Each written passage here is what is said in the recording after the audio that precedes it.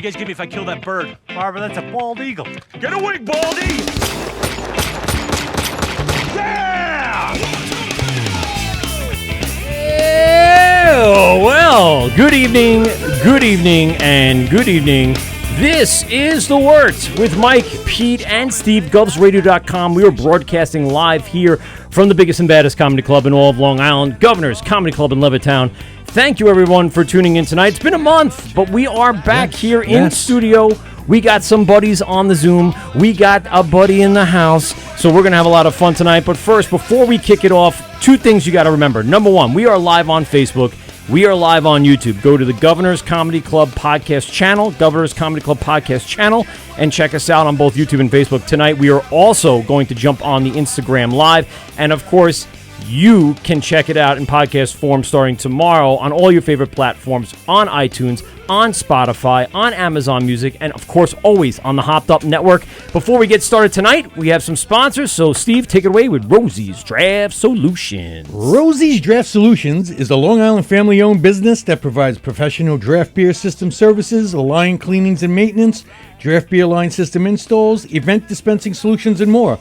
They are passionate about craft beer and making sure it has the same quality as when it left the brewery, and that is only done by making sure the draft system that it's being poured on is perfectly clean. Clean and tight. Rosie's services bars, restaurants, halls, events, and all other beverage establishments, including home kegerator installs across Long Island and Westchester. With backgrounds in professional brewing, certified Cicerone, and off-flavor detection, they are here to bring you professional services so you can serve the best quality product while obtaining the best yields from those kegs. Charlie boy? Yeah. You can reach them at Rosie's Draft Solutions, rosiesdraftsolutions@gmail.com, or call them at 631-219-2075, Monday through Sunday, 9 a.m. to 8 p.m. Mention the Wort, get a little discount, maybe get a little rub and tug. I don't know. There's different things we do. Different promotions all the time. Yes. Yeah, Nick's running it all the time, so give Nick a call, and we'll go to Rosie's Draft Solutions, type in promo code WART, or just let them know the Wort sent you and receive 10% off your order or any hardware service that you need. Peter, take it away with Beer Maker. Beer Maker, your at-home countertop all-grain brewing system. Works with an app. A lot of fun. I got the Kolsch, the Squeaky Kolsch brewing right now. Looking forward to drinking that. That's second time with that one. The recipe was so good. Is it? New recipes, new kits added all the time. New ones like the Scottish Wee Heavy. That looks good. You're going to be brewing the Marzen, I think. I sure should be. Looking forward to that. Beer Maker. Make some beer. Make a little doggy biscuits with the spent grain. Yeah. All sorts of fun there. Use promo code WORT for a little discount on your maker. The Wort. The Wort. For a little discount on your maker. Yep. And check them out. Go to BEERMKR.com or check them out on Instagram, Facebook, all that stuff. They're up there. We are also tonight sponsored by a brew bag for your beer pong, cornhole. Can't wait till it gets a little warmer out.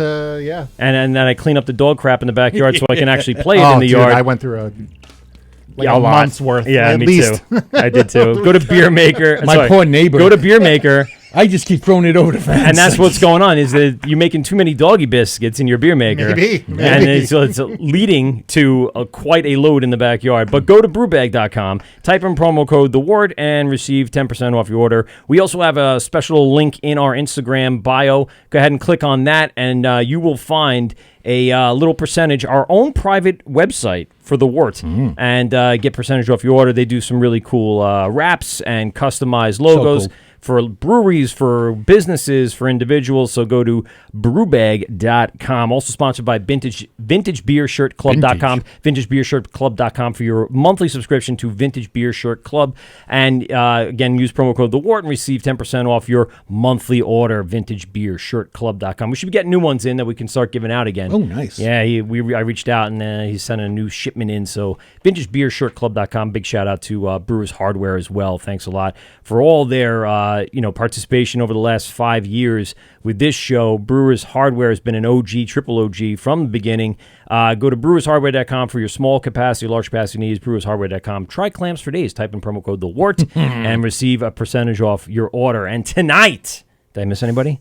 No, physics. Physics. Shit. Oh, Yes, physics.com. I thought that was who you were going to go with. No, it's physics.com. And of course, your at-home tap system, go to physics.com, type in The Wort and receive 20% off your order. Oh, shit. Physics.com is doing some great stuff. Check them out. I should have brought it knowing that the crowler was going to come. I didn't know. Charlie should have reached out to you.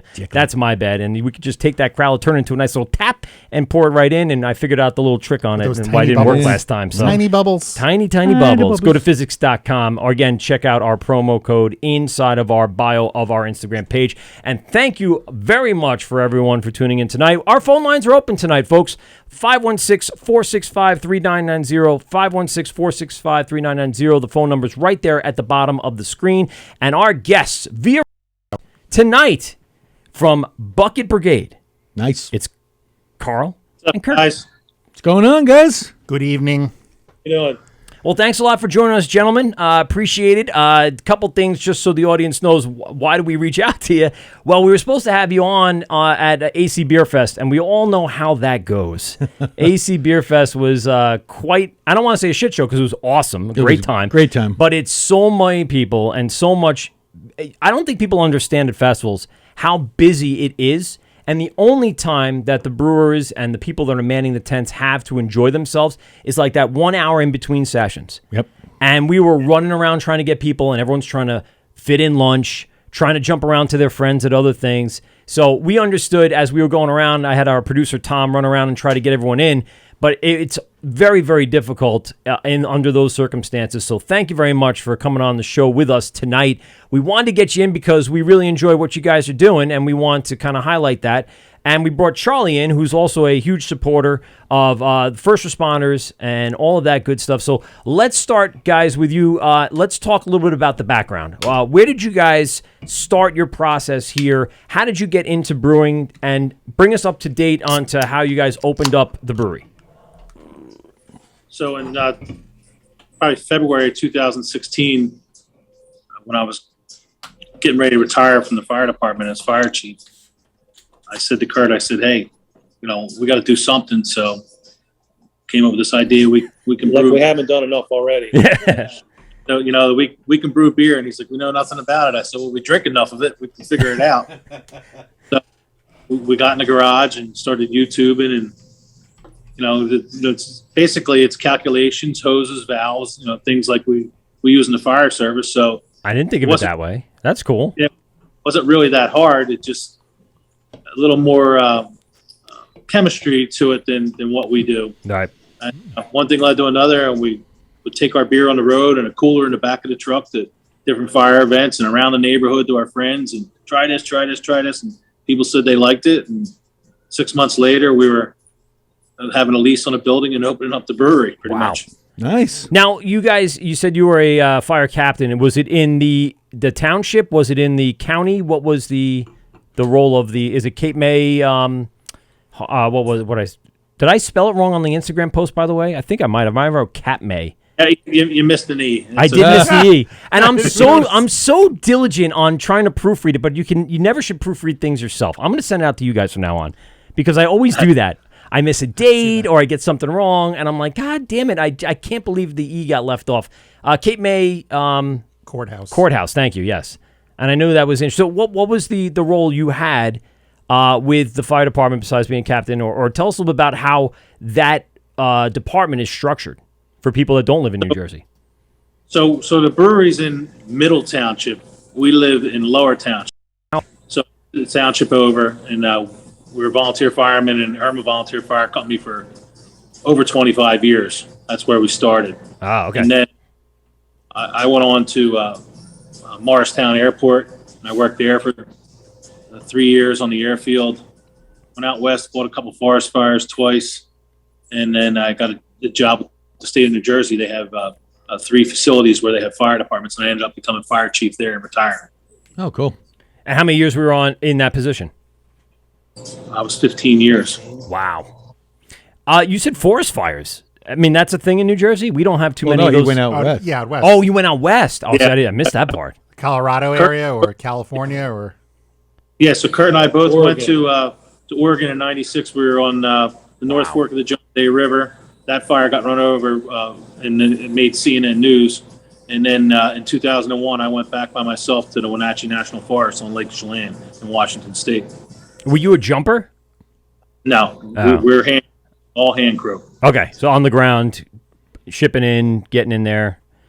Yeah, the Cutting hot it- shots first, and then we come in and mop it up afterwards. All right, is that what they do? They walk out all singed and ashed and like, all right, here comes the mop-up crew. Take care of it, boys. Pretty much. Yeah. Shovels, rakes, and plastic. Yeah, oh, yeah, there you go. Exactly. You gotta remember, we're flatlanders. That's Yeah, true. yeah. That's no joke out there. I mean, you talk about serious forest fires. The West is, to me, just hell on earth when it comes to those fires. It's got to be and when it's not burning, it's also hell on can be. hell on Oh earth. yeah, heat-wise and everything. Beautiful country, though. Yeah, for sure. So you spent 15 years in the current position, or as the fire chief in Monmouth, you said, right?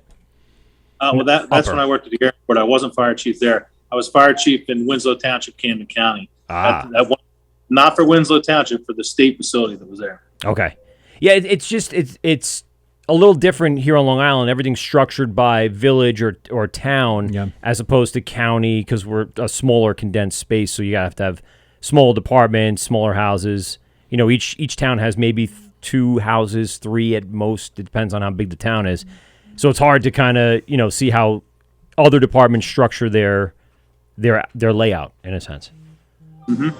Interesting. So you guys, where'd you start? I mean, I know you said you like drinking, and obviously you wanted to try this around. What were some of the first things you guys were trying to get your hands on in order to start this process? Did you start with like a make it home kit, or did you really just go right for the home brewing experience? Well, I'm the engineer in the bunch, so I kind of scrapped around in the house, and I got a cooler and some old pots, and that's how we started. I raised it up so that the cooler would, drip down in the. Nice little gravity feed going on. Yeah, and then I switched from that real quick because that got old. And I went to 2 new pots, and my dad helped me wire in some hot water heater elements and some controls, and we bought some pumps, and that's how we made beer in the garage. Yeah, Interesting. It's such a. The thing is, it's an addicting process because you always want the next bigger toy, and you guys did. You went and got a brewery, so I mean that's the end all. When you're a home brewer, you just want to keep going bigger and bigger, and then you can have a brewery. You guys come upon the space where you're at now in Cape May Courthouse. Well, it's kind of ironic that the building we're in was our uncle's building, his family's building. And he didn't own it, though. They had sold it in 2006. Okay. But the gentleman that bought it from him was selling, and we said, this is the only building that looks like a firehouse in this county, and it's on Main Street, USA. And we knew that it was on wetlands and it had a lot of issues, but we were like, it has to be this building. What did you guys have to do because of that to make that work? I mean, how is it dealing with the town and the permits and the state and all that stuff? They're laughing. I like it. They're already like, yeah, all right. Here's what the real story is, folks. Let's put it this way. It was a daunting process, and I'm not going to say names, but there were people that said, you're never going to open that place there in that town. They're not going to let you. Wow. And still here now 5 years later. There you go.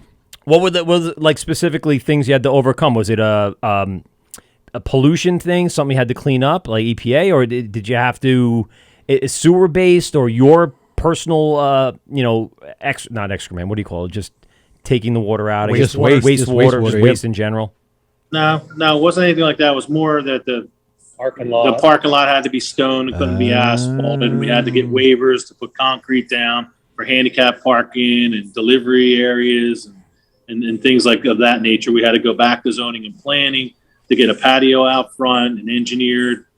Cost you a fortune to have an engineer just for $500 worth of fence to put out front. And it was just a lot of different things. A sign violation they came along with, and I had to pay a lawyer and Handicap parking space. Did they make you do a traffic analysis? No, we didn't have to do that. I'm surprised they were hitting you with every fucking other thing. Don't tell the guys they're from not Long Beach. Yeah. Yeah, I mean, that's daunting. So I want to focus because that just kind of rattled my brain for a moment. You had a stone parking lot. You had to concrete it. You had to get like a very special permit, or you couldn't just pave it yourself? You couldn't just hire a contractor? Let's say the parking lot's, 1,000 square feet. We were allowed to get so much square footage of concrete down. The rest had to be stoned. Why? What was their reckoning on that? Why'd they think About runoff and different things. There's a creek here next to us. It's called Crooked Creek, and at the end of that creek, there's a plant called swamp pink, and that's what they're protecting. Gotcha. See, yeah, when you said wetlands, I thought the same thing. Like, well, wastewater from the brewing process, but they're just worried about like rainwater seeping into the. Yeah. They're worried about the runoff from the asphalt parking lot. Yet it's surrounded by asphalt everywhere with a hospital next door. Yeah. Huh. Sometimes Not it what I just was doesn't thinking. make sense. Just shaking your head going, huh, I didn't even think about that. Well, we're here now. It is That's what matters. So you guys opened 5 years ago, 2017. Yes. Was at that point that the town welcomed you with open arms at that point once you got past all the hurdles that they put in front of you? Like, all right, now we can't really say much. Time to open up. How was that opening day? What did you guys start with? What was the the mission statement here to start this off? So the first thing that got done, because all the politicians and different people in the town, the Chamber of Commerce's and things, and all they all want to come out and cut a ribbon and do their Show their face. Get their envelope. Yeah, before I walked through the door, we had a bagpiper here to play bagpipes, Nice. play some tunes. And then after that ceremony was done, because that meant a lot to us being firemen, then we allowed people to come through the door. Cool. I had a bagpiper at my wedding. I don't know if you guys knew that. There's a piper down. I know. Piper down. Well, as an O'Toole, I got to have pipes. Yeah, have to. I mean, Fair enough. It's got to be something here. So you guys have been, like I said, for 5 years. What was the initial opening tap list? What did it look like? What kind of styles did you guys have on that list as people were walking in? I think we had between 5 and 7 beers, I think. Oh, that's pretty good. Yeah. Okay. How long And did it they take you to build up production for that opening weekend? Like, did you start with quick, easy styles that you can turn around in a few weeks? They were simple beers, you know what I mean? Nothing There major. was a Belgian, I remember. I didn't have the cream ale then. I think we No. made a Pilsner, but with Pilsner, like Smash, Yeah. And Cascade hops, just simple things like that, because we were running out of time. We were jammed up with the township, so I only had, so much time to brew beer before we opened.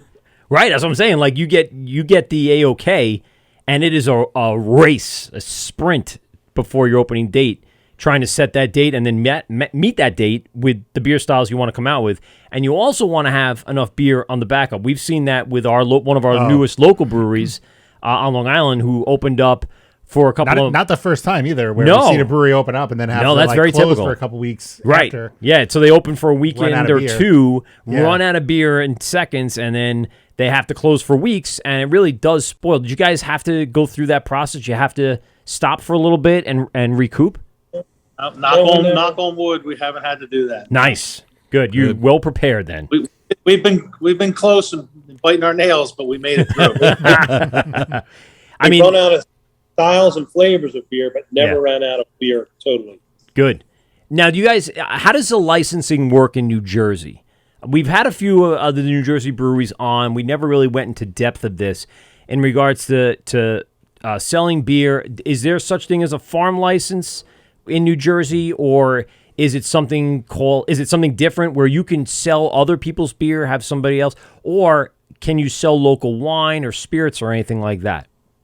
No, New Jersey doesn't allow those things like probably New York, Pennsylvania, Delaware, and the rest of the civilized, Everyone else but us, yeah. all the civilized states besides us. But the reason, and I'm not knocking anybody, but the reason why things are the way they are, one is there's a lot of bureaucracy in this state. Everybody knows that. And corruption. Yeah, and the bar owners are so strong that they lock we do, and they get things legislated that keep us from doing more. And you would think, though, as New Jersey expands and grows every year, like every year there's new breweries open up, AC Beer Fest is just up and down, awesome breweries all over the place. You would think they would gain more power politically or influencing, you gotta, those types of legislations. You have to look at, too, I mean, the Jersey beer scene is not, well, it's getting there. Yeah. But it's exploding. For the last 5 years since they've been open. New York beer scene has been around for a bit. Yeah. New York Brewers Association has been on this about, getting certain things done to help the brewers out. Just like what's happening, to Bucket Brigade here is their hands are tied. They can only do so many things because the restaurant and hospitality has the say. There's only so much, right? You guys have a state Brewers Association, correct? Yes, the NJBA. Yeah. There's two of them. A couple of breweries a few years back, bigger ones split off and created their own, and but most of the breweries are in NJBA. Okay. Now, who had? I guess what I want to say is, why would they do that? Because you got to know that by doing that, you're kind of splitting a little bit of the power up, right? You got to see that if you're more unified as a state and the Brewers Association is one big collective whole, it would speak louder, right? So, has there been any push towards maybe going backwards and unifying the two systems? Oh, sure. They've had chats back and forth numerous times, but I think that the bigger ones forget that they were little once. Yeah. Oh, sure. Sure. Not being rude, but they have a different business model now. You know what I mean? Right. So I think they like where they're at. We've worked together on some things, and then there's other things that I'm sure that the leadership has had to go back and forth about and maybe not resolved or so big. You know what I mean? I don't know. I'm not in those meetings, but we try to do what's best for everybody. And whether that happens or not, the ABC is not an easy station to deal with, and they have the reasons why. They're trying to make it fair for everybody. But breweries in general bring millions of dollars to the state. Oh, God, yeah. So when you think about it, they're not Googling Joe Blow Tavern down the street and coming here. But yet the amount of people that we've brought here in 5 years to this town, and we've told the mayor and a couple of the other people, would have never have come here before. Right. Sure. So they know there's money in it, but they also, there's votes. You know how this game's played. Yeah, for sure. The bigger, more votes, this, that, more money, more contributions to campaigns. You know the game. Yeah. Yep. It's tough. It sucks that it's just a political game when we can just enjoy beer free and openly in a place where all around New Jersey, it's all happening just like that. There's a lot of agreements and people collaborating and all that other stuff between I guess politicians or even just legislation and the brewers themselves and the guilds and the organizations. It just, I don't know. I think Steve was saying, I think it's because it's still relatively new compared to New York. But then how can we explain Pennsylvania? How can we explain Delaware, whose beer scenes aren't even there yet? They have their own rights to some great breweries, but Pennsylvania has some really big breweries there. Well, Yuengling. That's the thing. Yeah. Some really massive breweries. Yeah. That, put a lot of money into the system. Yeah. But I wanted to ask you guys, during the COVID, were they letting you guys do to-go beers? Were you guys able to deliver to homes? I know the Tri-State was trying to be on the same docket, so to speak. Yeah, so you could call in and order ahead of time, and we would have it waiting for you, and then you just pick it up and go. They had home delivery, which I think they still do. People can still do home delivery. Oh, that's good. They really, I will say, they really tried to help us the best they possibly could and loosen things up, which was a godsend, really. I mean, if they didn't, I don't know where we would be, or some of the other ones would be, because it was a struggle for about 3 months. Yeah, for those tough. Until the summer of 20, it was definitely rough. And I remember summer of 20 feeling like we could go out. People were traveling a little bit, especially in the tri-state area, driving, maybe not so much flying, but there were still people. We traveled. We went out and we went to Boston. Yeah, we went up to Boston and we did a couple of things. So it was still there. Thank goodness for them. That saved a lot of breweries, like you said, and it also saved a lot down here. Now, what were the? I mean, I hear on the news that finally, like, some of those mask mandates and stuff like that are gone in New Jersey. That all ended this weekend or today? What was the final word on that? Hey, no. I think that was that mainly for schools. Don't quote me, but I think that it could have been. Yeah, I just knew New Jersey was a little bit behind New York, and I was wondering, maybe if there was some difference in, some of the restrictions. Well, the governor was in an election year, so he treaded real. Yep, you got to be careful. Yep.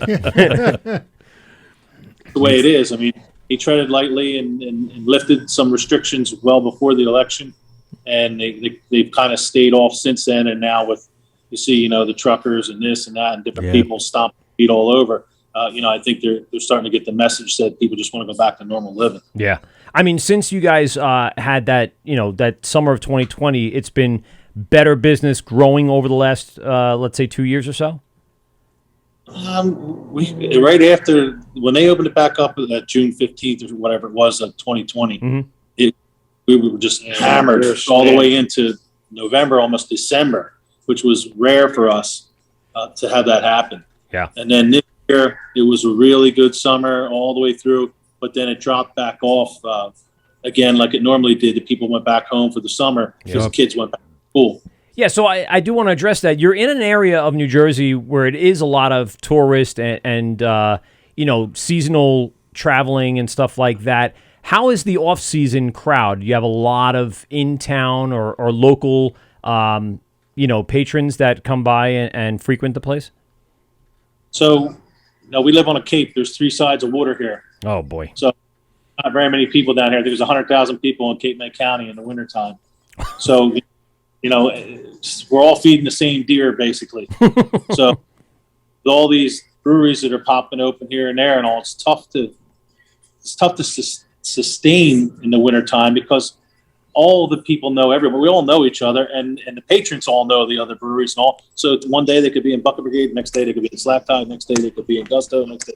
So we're, and then we have our regulars, and they have their regulars, but it's a tough struggle in the wintertime. Yeah, and so I'm glad you mentioned that because, when I Google search kind of what's around you, there are other options. And I'm glad you, again, survived through that because we've had a similar thing here on Long Island that as things got a little harsh and tight, some of the ones that did not quite have that following to that moment did not survive this last wave in the last year, and we're seeing some closures throughout. Did the other ones in and around your area boat as well as you guys did? So there was a handful of us that all stuck together and took care of each other through the COVID. Like the bigger, like Slack Tide's a bigger brewery than we are. They needed grains. We weren't producing as much. So, we would, say, here's some grains, you know what I mean? But we had Crowler machine and we needed Crowler cans and lids. And they were like, okay, here's Crowler cans and lids. And all did whatever we had to do to make sure that we could survive through this. Yeah, I remember that phase where Crowlers and Crowler lids were like a really hot commodity, so tough. The Crowler machine. The machines themselves, yeah. Very hard to come by for a little while. And then all of a sudden, who's the company that makes them? October, all of a sudden, out of nowhere on our social media started advertising the fact that they have so many Crowler machines available because they probably overproduced thinking that everyone's going to need them and not sure when this was all going to end. And now they're readily available. So you guys do not do a canning line, right? You guys pretty much are crowlering and bottling. So we had the Crowler machine. Yep. And then a little, I guess it's really more for home use. A little machine that does 12s and 16s like the Crowler machine does. Yeah. and then we can them and put them in the door for takeout. And we just recently bought a new system, and we're in the process of putting it together now in the back and getting it squared away. We went from 3 barrels to 7 barrels Nice. with 2 barrel fermenters, so we almost tripled our capacity. So now we'll be able to get the canning lines in here and do what we wanted to do before, which is get cans in people's hands, Jersey, and then hopefully maybe Pennsylvania. And during that time, you guys were hand bottling and canning everything, hand labeling and all that other stuff? Here for 3 and 4 hours, and we were longer, and just had a little assembly line and kept on rifling them out. Wow. So the machine was screaming. You had to do something with your time. We're trapped. Where everyone's trapped inside. Let's go back to the brewery and can some stuff. And you guys mentioned you were hoping to get into Pennsylvania. What can you guys do with distribution there? Can you self-distribute, or do you have to sign on with an established distributor to get your product out there? Self-distribute. We're only in like maybe a handful or 2 of bars around here right now. Mm-hmm. We have one bar we're in Pennsylvania, Marty McGee's in Prospect Park. He's a Prospect Park fireman, and his dad was a Philadelphia fireman, so he was really he really wanted our beer up there in his place. So cool. We place up there in Pennsylvania, which we're trying to get our own state squared away before we go to Pennsylvania. Yeah, yeah. Let's figure that out first. Wanted to honor Joe over there because the firefighter heritage and all that. So we were fortunate to sign on with a distributor temporary and make an exception. Oh, that's great. That's awesome. I'm glad that worked out. We got a bunch of people checking in on Instagram Live. We got Heatmeister is checking in. Yeah. We got Sheila from Long Island. We got Crooked Feeder Brewing. We got Steve right next to me. Hi. Crispy Ham. Chris is hanging out from Circa. Danny Metal is checking in. Butch 618 is checking in. Hey, Butch. There's Jacob with a bunch of stuff after that I don't know how to say the rest of it. And Beer Guyver is checking in. A bunch of people saying hello. We're talking to Carl and Kirk from Bucket Brigade down in Cape May Courthouse, New Jersey. Guys, so you guys have been operating for 5 years. You've gone through hell at this point. Was it harder to be a fireman, or was it harder to be a brewer? Be a brewer. Yeah. See? For him, when we were in the garage, we both brewed together.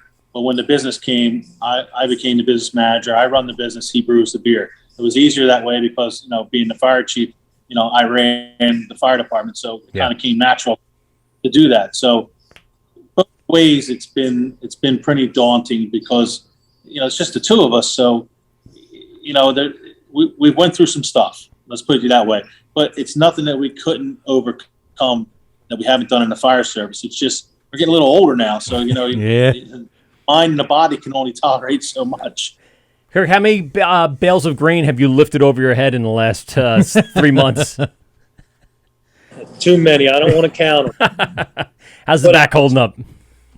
I'll tell you this, though, even though, you go home and you may have some aches and pains or anything, my age, it's very good exercise, believe it or not. Sure. It keeps me, limber enough to keep moving day in, day out and do this over and over and over again. Because if I was sitting at home and retired, I'd probably just be a blob. Rotting. Yeah, no, it's the truth. I got my friend Danny and her husband Bags. They are from the upper New Jersey, Cape May area, and I believe they've been to your establishment. As well as many of the other ones down there, including Cape May, and Beach House, and a bunch of those. You guys see a huge influx over the summer. When does that season start, and when does that season tend to end? So the real season starts right after the kids get out of school and right before July 4th. Okay. And then goes all the way until that crowd of people until like September-ish. Then we get a whole nother different crowd of people that come down for the fall season that, come down to see the foliage or the birds or whatever. It's a whole different crowd. No, seriously, different crowd of people that come because they don't want to come in the summer and deal with young kids. Yep. And I mean, who does?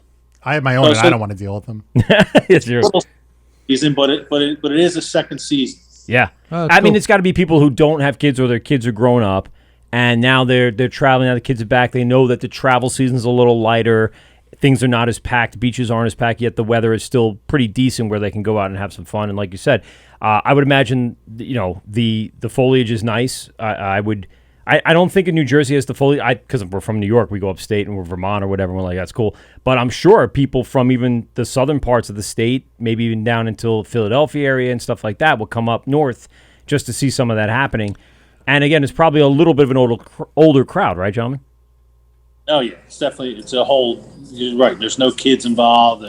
They're down in historic Cape May, looking at the, Victorian houses Yep. and there's some cool things down in Cape May. Yeah, Danny is checking in, the one I was just talking about. She said she was down there over the summer, loved the location, loved the beer, brought some to take home. So Rave Reviews from our local correspondent in the field. And she does go to AC Beer Fest, and she's been to a lot of the breweries in and around that northern New Jersey area. So I trust her her input, her disclaimer on all of that. So there you go. You got one satisfied customer checking in really quick. Personal, first-hand response. Surprise at the AC Beer Fest here. We have a new toy out back that we just acquired, and we're hoping that we take it up there and show it off. Is it a fooder? No. Would you Is guys it a get cool ship? Wait. Did you guys purchase a used fire engine or something? Yes, we did. Oh, I knew it. Oh, nice. I knew it. Awesome. Is it getting turned into a tap truck? Why, you want to see it? Oh, you got yes, yes, we do. All right, Let's Yeah, go. you can bring it right out. Here we go. We can get a live tour of the brewery right here on the Word. I forgot. We never really think about this when we have our remote people and they're zooming in. How we can get just a first-hand view of the brewery. We'll put it on screen for everybody. There you go, guys. That's the new system. We're still putting it together and getting it squared away. Nice little brew deck there. I like it. While you're doing this, tell us a little about the system. What do you got installed and what have you been working with right now? So everything's ready to go. We're just waiting for some 3-phase. Okay. We got some glycol still has to be run and things like that. If you lose Wi-Fi, we'll just stick with you until you jump back or jump on the 3G. Look at Look that. That's a 1976 Mac. Nice. Wow. That's my son's name, by the way. Does it still run? Oh yeah, Nice. That is awesome. a brewery. How's the engine? How's the parts? How's the frame and everything? Everything's in good shape. Yeah, it looks in good shape, man. There's our logo right there. Oh, you got Very that. cool. Looks nice. Look at that. Engine 1. So yeah, so we're gonna do it up, have taps out of it. And, Nice. You act- already told Bree about you bringing the fire truck down? we're gonna bring it. That's Yeah, for sure. yeah. That's what AC Fest is about, right? That's right. That's right, man. There's Hell a- of high water. You're bringing the goddamn rig. Bringing the There's a rig. company on Long Island. A couple guys had purchased the fire truck and Yeah. they turned it into a pizza oven. A pizza oven. And Yes. I had it at a party. Damn good fucking pizza. Really? Out of a It's fire just a truck. mod, right? I would assume Yeah. they're just trying to take all the guts out. It and put a pizza oven in it. But All right, so while you guys in the Damn brew good house, pizza. run us down that equipment really quick. Sorry, we were kind of in and out, but I want to see the truck. So what are you So- guys working with here? So that's the hot liquor tank. Mhm. That's a control panel. What company did you guys go with? So we went with a company outside of this country. It was the only way we could be able to afford to do this. Sure. Most of it comes to this country anyway from there. So There you go. so there's the grinder and the chute, the mash. Just a work grant down here. Nice, go. man. Clean it. Got some pumps all through here and the piping, and you got your plate chiller, your hop back, then the fermenters, bright tank. Man, once you guys get that really going, you're going to be so happy. 'Cause you're going to have so much more beer. It's so much more fun. And a We're- lot less work, one or two batches to replace the 4 or 5 that they're doing, probably. Yeah. and a lot of options There's a of what type of beer they could Little make. shot of the brewery. Yeah, so Something so the shots I saw online and the stuff that I see on the internet, you guys have a lot of memorabilia, stuff that's been going on in the area, in the town. Tell us a little about the collection of all this stuff as you're going through it. So up here on this shelf, these are all Cape May County mugs. They're all Cape May County plaques from different fire departments that gave them to us and all. Cool. The wood thing here was given to Kurt and I on our 50th birthday as a gift from a friend. Ah, You have the flag over here, which is from the Cape May Lewis ferry that they sunk, the MV Twin Capes, because a lot of the memorabilia, the wood and different things, brass in here and all, is all from there. that's Wow. cool. Like the station bill from the boat. That's Here's really another- cool. A lot of some of the stuff we took off the boat. Huh. So no, like down here where Kurt's standing, the brass is off the handrails of the Twin Capes. I mean, they spent $58 million on that boat. So it was really ornate. Yeah. The decking, this is all teak wood. Get All- out of that's here. a That's, pretty cool bar that's top. fucking cool. Yeah. Yeah, bar top's all teak wood, all the way across. Then you come back behind where the crowler machine is and all, still more teak wood. But the front here, if you look at this front here, I'm trying to get my finger where Yeah. I'm pointing. Yep. This was the map table, the captain's map table, and these were the two clean outs in front of the sink where he would Oh, do his yeah. erase, sweep them out and all that stuff. That's all mahogany. That's really So cool. That's How'd we you get stripped, how'd you get your hands on all that? Was that something that people were willing to donate to you, or was it something that went up on an auction? How'd you get that access? Well, we're 14 generation to live here, so somebody made a phone call and There said, you "Hey, go. I might want to come here." And we went to the police, the DRBA police department, Yeah. and they asked for my ID, and we handed them a couple Homeland Security cards we had, and within 2 weeks, we were on the boat stripping the stuff off. So That's awesome. So they sunk that boat. For the people that do not know, Cape May ferries run between the mainland and the Cape that comes out. We'll say the peninsula of Cape May, right? So it runs right across from Cape May to Lewis, Delaware. It's about a 70-minute boat ride. Right. So it's something that still runs today, though. Pretty much, it's not like something that had run and they just upgraded their boats. See that right there? That's probably one of the most important things we ever got right there. You know what that is? I saw you holding that up in one of your posts. Yeah, tell us a little bit about that. That's a drum head off the bass drum, the Camden County Animal Society Pipe and Drums. Kurt and I are in another pipe band here, and we're honorary members of that band. And for our for the fourth anniversary, they took the drum head off and gave it to us. Only been 5 ever given out. That's Wow. awesome. That is cool. It's a big honor right there. We're really proud of that. Now, you guys don't play in the band itself. You're honorary members, you said, right? No. I did play the bagpipes. I can't play them anymore. There you go. That's what I was getting at. You're a piper. Yeah, I was, but I had to give it up. I'm going to go back over here. My lungs aren't the greatest What they anymore. used to be. And so my fingers right there. And- Now we're playing the drums, Kurt and I. Nice.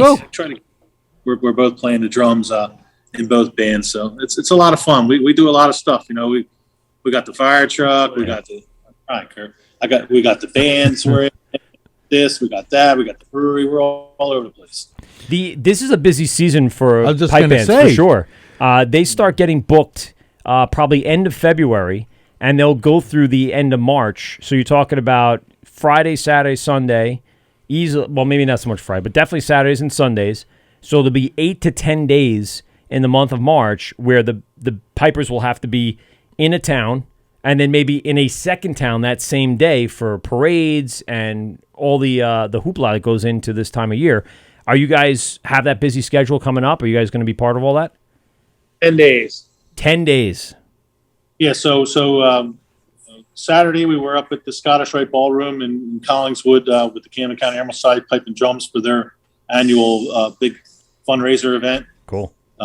Saturday will be North Wildwood Parade. We'll be here at the Bucket Brigade. We'll be at Kicks in Seattle City. And then, I don't know, a couple other places. And then Sunday, we're on a ferry across to Milton, Delaware to Irish Eyes. We'll be playing over there. And then we come back, and then we have a bunch of stuff scheduled for the 17th. Very cool. I mean, it's got to be so busy. love it. And now you're running a brewery. You guys have families and lives, and you're going to be running around doing this. Do you have other people working at the brewery for you, people that can step in at least during operating hours, beer tenders, managers, stuff like that? We do. We're fortunate that we have real good friends and family that people that are retired and different things, and they just they like being here. They like being out. They like seeing people and all, and they run the place like it's their own. So That's we're very awesome. fortunate. Yeah, it's great that you can actually trust people to kind of step in when you're going to be out and about. And it's, sometimes it's hard to come by. You think you can trust people and, they do things behind your back. But when you got those truly honest that really care like it's their own, man, you can't thank them enough. We lost him for a minute there. Maybe he ran out of battery power. He's going to jump back in just a minute. But, I mean, for what you guys – and he's just connecting, so I'll wait for him. For what you guys are doing, it's an enormous undertaking. People don't realize, as I was saying before – what goes into actually owning and operating a brewery. So you start a brewery, and as you just heard from the gentleman, it is more difficult to operate and own the brewery than it was to be a fireman and battling, forest fires out west and coming back here and being the captain. That's something to be said. And like I said, so you want to own a brewery, huh? Look at what it did to Charlie. Yeah, I know. Charlie's 28 years old. God damn it. Made me younger. You got to him. Made me younger. Yeah. It made you younger. It made him younger for now. He was smart enough, For now. like Carl was saying, to get younger steeds? Sure. Younger people. Yes. I was going to say the young lads, but younglings. to kind of help out with everything. I mean, Charlie, you have a successful business on Long Island. You guys are in, and we'll talk about the voting a little later on the Hopsscotch beer bracketology. I want to talk about that tonight. But, you have a strong connection to local fire department, police, first responders. Tell us a little about your experience with your brewery and how that connected to the community. Well, what we did is we have two of my bartenders are both volunteer firemen, one in Blue Point, one in Holbrook. And then it just happened that my partner, his brothers are FDNY. And we used to do when they used to have the ski races up in Hunter Mountain to benefit the FDNY Burn Center at Stony Brook, we would always make a donation to that. And we did it for many years until Hunter got sold. We also did a collaboration with the Holbrook Fire Department and produced a wheat beer called Signal 8. Yes. Yeah, And we're we bring it out. down. It'll probably be on the schedule to be brewed sometime in the spring so that it's ready for its summer run. Yeah, for sure. And we started putting up, the Holbrook Fire Department gave us, the badge and the hat and, stuff. And then the next thing you know, we're getting people coming in from, we had all the we have NYPD,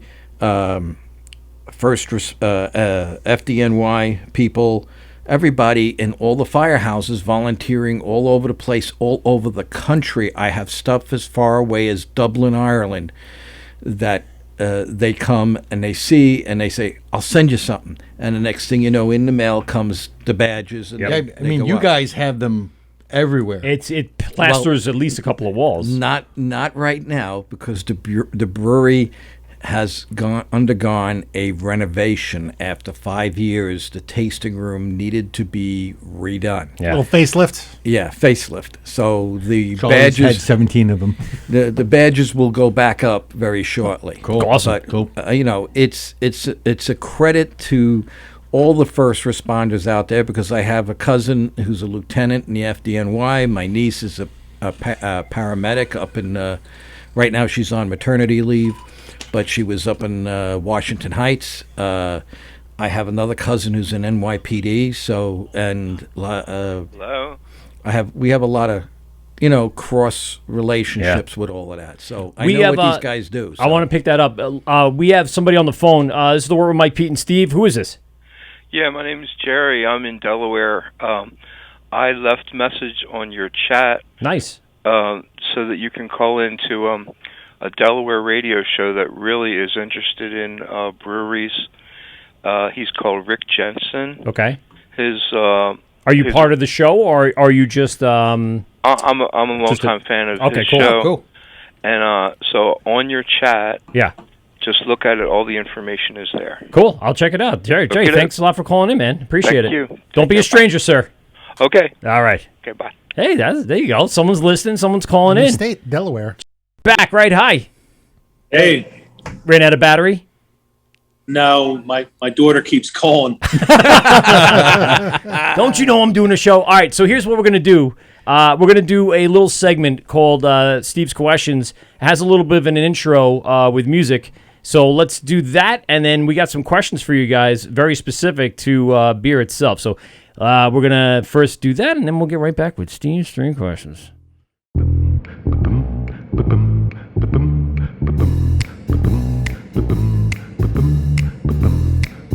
Hey, you cool hep cats. Tonight, we bring you a very special presentation. 3 questions with our very own Steve Pominski. Yeah. Steve's questions. 3 questions from Steve. 3 questions. Steve's questions. Go. Do you Have like to do it Do you like every the time. end? Do you like the end of it? I go, Steve's questions. Go. Just go. Go. All right, gentlemen. All right, I have 3 questions for you. We're going to start with just 1 question at a time. They're not hard questions. We'd love to see what brewers from around the United States and wherever we talk to them, what got them where they are today. So, starting off, and you guys could choose whoever wants to go first. What was that one beer that you said, what's this craft beer all about? I need to find out more about craft beer. What was that one beer you had and you said, wow, this is not Miller Lite, this is not Coors? Do I have to really say? Yes, you do. Is it somebody else's beer? Because Cape May Brewery was the first brewery to open here in Cape May County, so it was the Cape May Centennial IPA. Oh, okay. That's a For me, well-known one. It was the Honey Porter. Oh, From Cape May? Yeah. From Cape May. Oh, so you guys obviously had like a local establishment. Like when we grew up here on Long Island, when we had the brewery craze, we did not have them in every town like we do now. we have Blue Point. I was saying it was Blue Point. We have Blue Point. So when we do interview with some local guys here, we usually get that as a very common answer for sure. Brooklyn sometimes, but then they go with some of the big boys. But actually, that's really indicative of New Jersey is the fact that Cape May was the one that turned a bunch of people on and probably spawned a number of breweries to do what they're doing today. Especially where they're living. I mean, like they were saying, they're surrounded on 3 sides. You only have so many places you want to go, and if there's a brewery close to you, you're going to that brewery. That's right. All right. And I've been to Cape May. I've had many of their beers, brought a bunch home with us. Yeah, for sure. So, very nice. Second question. What's your favorite style? And it could be as of right now, because everybody's, I know some days I'm into stouts, and then all of a sudden I'm on the haze craze, and then I'm on the crispy boy craze. And it also helps that, seasonal beers come out. And you're like, oh, yeah, I got to have all of this, for the next 3 months. Well, for me, I'm a dark beer drinker. I like dark beer. Yes. You my man. So we talk about porters, stouts. Yeah. Yep. Scottish ale. Oh. Hello. Hello. Pete's head just popped up like Scotch ale. But in the summertime, I like to drink a nice, refreshing, like Kirk makes a mango hef, which is really good. Oh, nice. And I like Yeah. Mango hef. I like the way that sounds. That does sound good. yeah, it's really good. Kurt, what about you? So I flip all over depending on the day, what I feel like drinking, because obviously I make it. So Sure. depends on what I feel like tasting and going, that's what I feel like today, So Okay. I kind of mix around. If I had to say right now for our St. Patty's party, I'm probably going to drink porter Nice. or Scottish. Oh, there it goes again. Yes. Love the Scots. Love it. Love it. Awesome. I'm sure it does well there, too, because of the ties into firefighting, and there's Irish roots there, especially with the Bay piper, with the piping band and stuff. So that's awesome. And you got an O'Toole here that would has some ties to the old UK for sure. Also make a red, so that'll be on tap too. Ooh, you make a red. Yep. Oh, we are right now drinking Charlie's Irish style red ale. Yeah, That's what's in the glasses. I some beer up there, but with everything with the renovation. Oh no, it's it just- fine. Don't worry about it. Listen. It's tough with people in remote. We try, but if it doesn't happen, it doesn't happen. Yeah. And listen, we'll be at AC Beer Festival. We'll be drinking, so Yeah. I'm not worried about it. Hopefully, off a tap off the side of that fire truck. Hopefully, we'll be sucking it right off the side of that engine. Just give him a hose. Yeah. Steve's doing his workout. He's already training right now for AC Beer Fest. Can't wait. Yeah. Can't wait. And the final question, you go out somewhere, you go to a bar or restaurant, what's that one beer other than your own that you want to see on tap? Well, that's a good question. Me, I like. I mean, and I'm going to go with a local brewery. I mean, I've been all over this country. I've drank beer all different places, and I've had good beer and I've had some of that. But me personally, if I'm going out around here, which because I don't get away too much, I'm here more than often. I would like to see Slack Tide's Monkey Face. Oh, Slack Tide, nice. Yeah. What's the style on Monkey Face? I believe it's a stout. It is. Oh, okay. It is. Sticking with the dark beer, yeah. Yeah. I like that beer. Yeah. Kirk? So we're, when you own your own brewery, people, I don't think people understand you want to get out of here because you work here. They think you just want to sit here all day long, but I want to go somewhere else. So when I go somewhere else with my wife, it's usually where there's a place where they have food because she wants to eat, which becomes Mudhand Brewery. And I really like his Holly Beach wheat. He makes a good wheat beer. Oh, nice. That's a good one. Now, with that said, do you guys offer any food selections? I know I didn't see a kitchen around, but do you have food trucks? Do you have order-ins? What are you guys working on for food? So by law, the license is a limited brewery license. It's for manufacturing. We're not allowed to serve food per se. They allowed us to do little prepackaged stuff that you can buy, but basically we're not allowed to have food. You can bring all the food you want, and you can order food, but we're not allowed to serve you food. So if I bought a pizza and walked in with it, I'm allowed to eat it there? We tell people bring as much food as you can. Bring all of the food. Bring enough to share. I used to tell people they would call into the brewery to like, oh, you guys allow food? Like, yes. And if it's a really good food, we ask you to bring extra so the guys behind the bar and the guys that are working can maybe have a little bit. And we've had guys walk in because the White Castle was down the road. Oh, yeah. And walk in with a crave case and just put it on the bar and go, here, Everyone. whoever wants it. So, thank you. Yeah. But then later But they was don't- not thank you. But the one bathroom in the brew house is not thanking you. Yes. For sure. You guys have had a number of styles, it seems like. What's on the board right now? Give us a little breakdown of the styles that you guys have to offer if someone were to walk in there today. Geez, we got the cream ale, we got the accent amber ale, we got our Liberty Bell ale. Let me come over here. Let me see what I got because I got to remember. That's it. Let's see what we got. There we go. Live tap lists here on the Wort. Nice. Wow, look at all those handles. Hold on. We need to address this. How many handles do you have on that tap system? 18. 18. Are they all yours? All ours. Wow. Holy So shit. you have. Well, no wonder you couldn't rattle them off like it was nothing. You got cream and axe, and then you got our Pry Bar IPA, Liberty Bell Ale, the Crooked Creek Kolsch, the Sledgehammer Saison. Saison, There we go. the Smoke Damage IPA, Black IPA is really good. Yeah! Black IPA. You said the magic word. You Bing, said bing, the magic bing. word. Wait. I Bing got bong. a sounder for that. Oh, man. Kolsch, Saison. Yes, love a black IPA. One of my favorite styles. Halligan Bar Hefeweizen, the Irish Brigade Red Ale, the Ignition Source IPA, the Franklin's Colonial IPA, Wow. False Alarm ESB, Scotch ale. the Scotch Bonnet Scottish Ale, the Pump Prime Porter, and these are cream and axe again at this end because they're our most popular ones. Yeah. So we have them. Yeah, if your beer tenders are busy and they don't have to be standing waiting around for anybody. Yeah. That makes sense. All the taps had this bucket on the top, but we took most of them off. Gotcha. was So easier. those are all custom-made handles. Are you guys making those? Are they being what's the essence of what those handles are all about? So I have a fireman in Delaware that makes them on the side. Oh, cool. So, Very cool. yeah. I don't know if you heard, but there was a gentleman named Jerry that just called into the show before. I know sometimes the Zoom, you can't hear the phone calls back.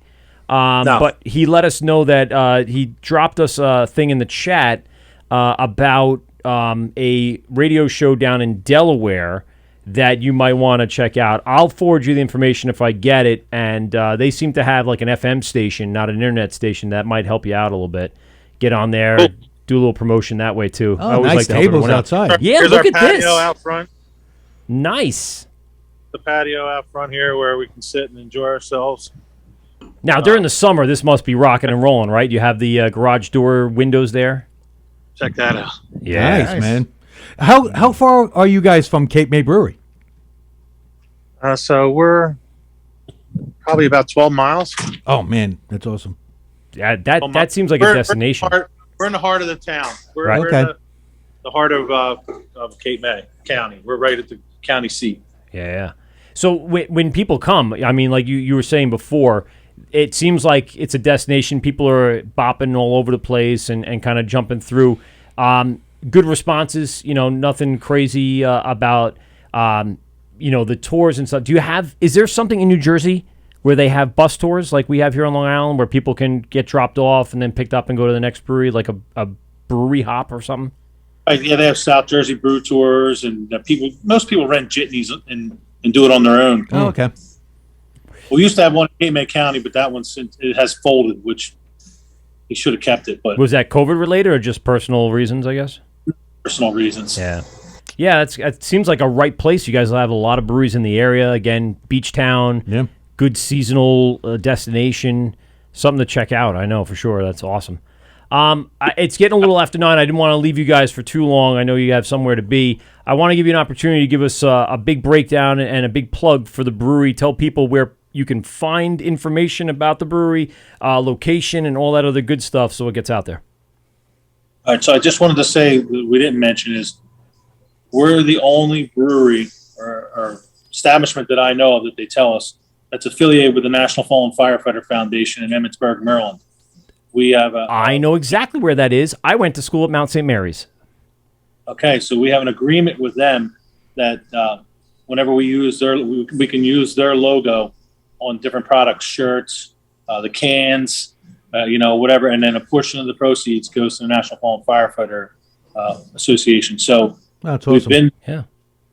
we've paid homage to our brothers and sisters during the week that they pay to the families and survivors and all that stuff. So we're very proud of that. That means a lot to us that we can raise funds for them and that they would even ask us to be a part of that. And the fire truck will have something with the National Fallen Firefighter Foundation on it. That's for sure. Yeah, it's something that you guys obviously are very passionate about. It's a great give back to the community and the families.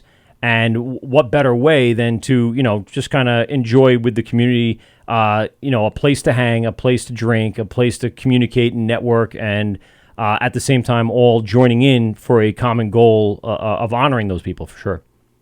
Yeah, so you got to remember, to us, this is the firehouse.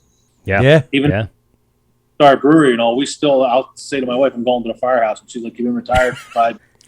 I'm like, you know where I'm going. I'm going to the brewery. She gives you that eye like, you're not going back to work, are you? You didn't put your papers back in, did you?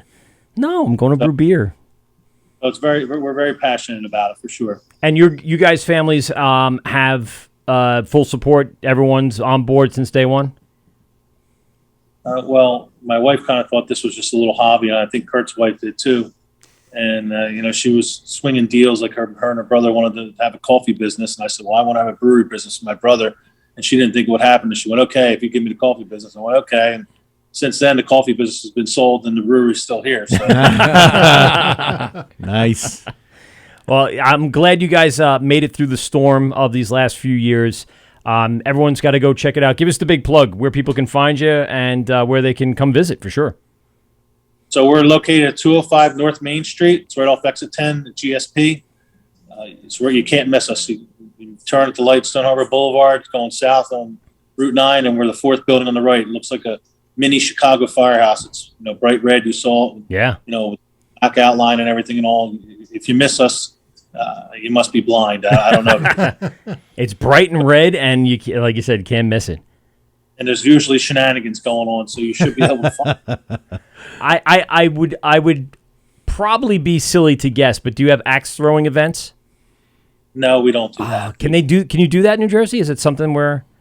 I was out west. I did that. We would throw the Plaskies in the trees until the beer manager came along and said, "You're ruining the forest." Well, gentlemen, really appreciate the time you gave us tonight. Awesome place, and we were very excited to come hang out with you in AC Beer Fest upcoming here on June 4th and 5th of 2022. Again, we were there last year, and it was awesome. It's outdoors. It's going to be a hell of a lot of fun, and we'll definitely have you back on the show and enjoy some beer and hang out with you guys. For sure. Yeah, that's a great event. If people haven't got their tickets yet, John Henderson, he runs a great event. He's been doing it now. What's 12th one or 13th one? I don't know what it is, but it's a great event. Get your tickets. Come see us.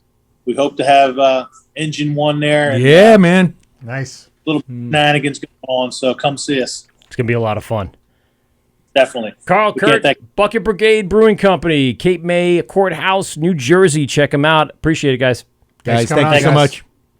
Take care. All right. That was pretty fun. I knew they had an engine. Yeah. You As just soon knew as it. they were like, "Oh yeah, we got something we're gonna show," I'm like, "Joe, son of a bitches, they got an engine. I know they do." So I definitely heard some great feedback from Danny and Baggs down in New Jersey prior to when I released the flyer. I wish I would have known. I went to Cape May last year with the Right. wife. Oh yeah. And we went like kind of the end of the year. It was right after like the summer was over, so there was like not a lot of people around. It was great. We went to Cape May Brewing and a couple of little breweries right there. Yeah. Never 12 miles away. You know what it is? That's what's Especially so with great 18 about. taps. That's the great thing about Really good festivals. styles, too. Scottish Ale. Black IPA, Saison. Saison. Porter. Friggin' ESB. Yeah, I mean, just right up and down the line. That'd be a lot of fun. But that's a great thing about festivals, right? That's why we still do go to festivals, because there are places that you don't know about. You walk by, you taste something, you go, what is this? And where are you? And that's how a lot of their Or- business can get. You get a real opportunity to punch a celebrity in the face. Those opportunities don't present themselves No, often I'm enough. hoping this year Could be the year. Okay, so now we're not going to be talking about any of that for sure. I shut your mics off. That's right. Neither one of you are going to be talking about doing that. And now listen, now that we have a fire truck that we can drink from, there's no reason that we have to do that, right? Everything's good. Or we can take the fire hose out Or and unleash it on a certain celebrity. there you Oh go. my goodness. You guys are crazy. Charlie, Yeah. thank you very much. So first reactions to the gentleman over at Bucket Brigade. I get down there someday, definitely going to check them out because Yeah. that fire truck's got to be looking awesome. Yeah. That what we saw between the brew house, the fire truck, the establishment, they got everything, all the check boxes that you want out of a brewery when you go down there. So definitely check those guys out. Charlie, I want to.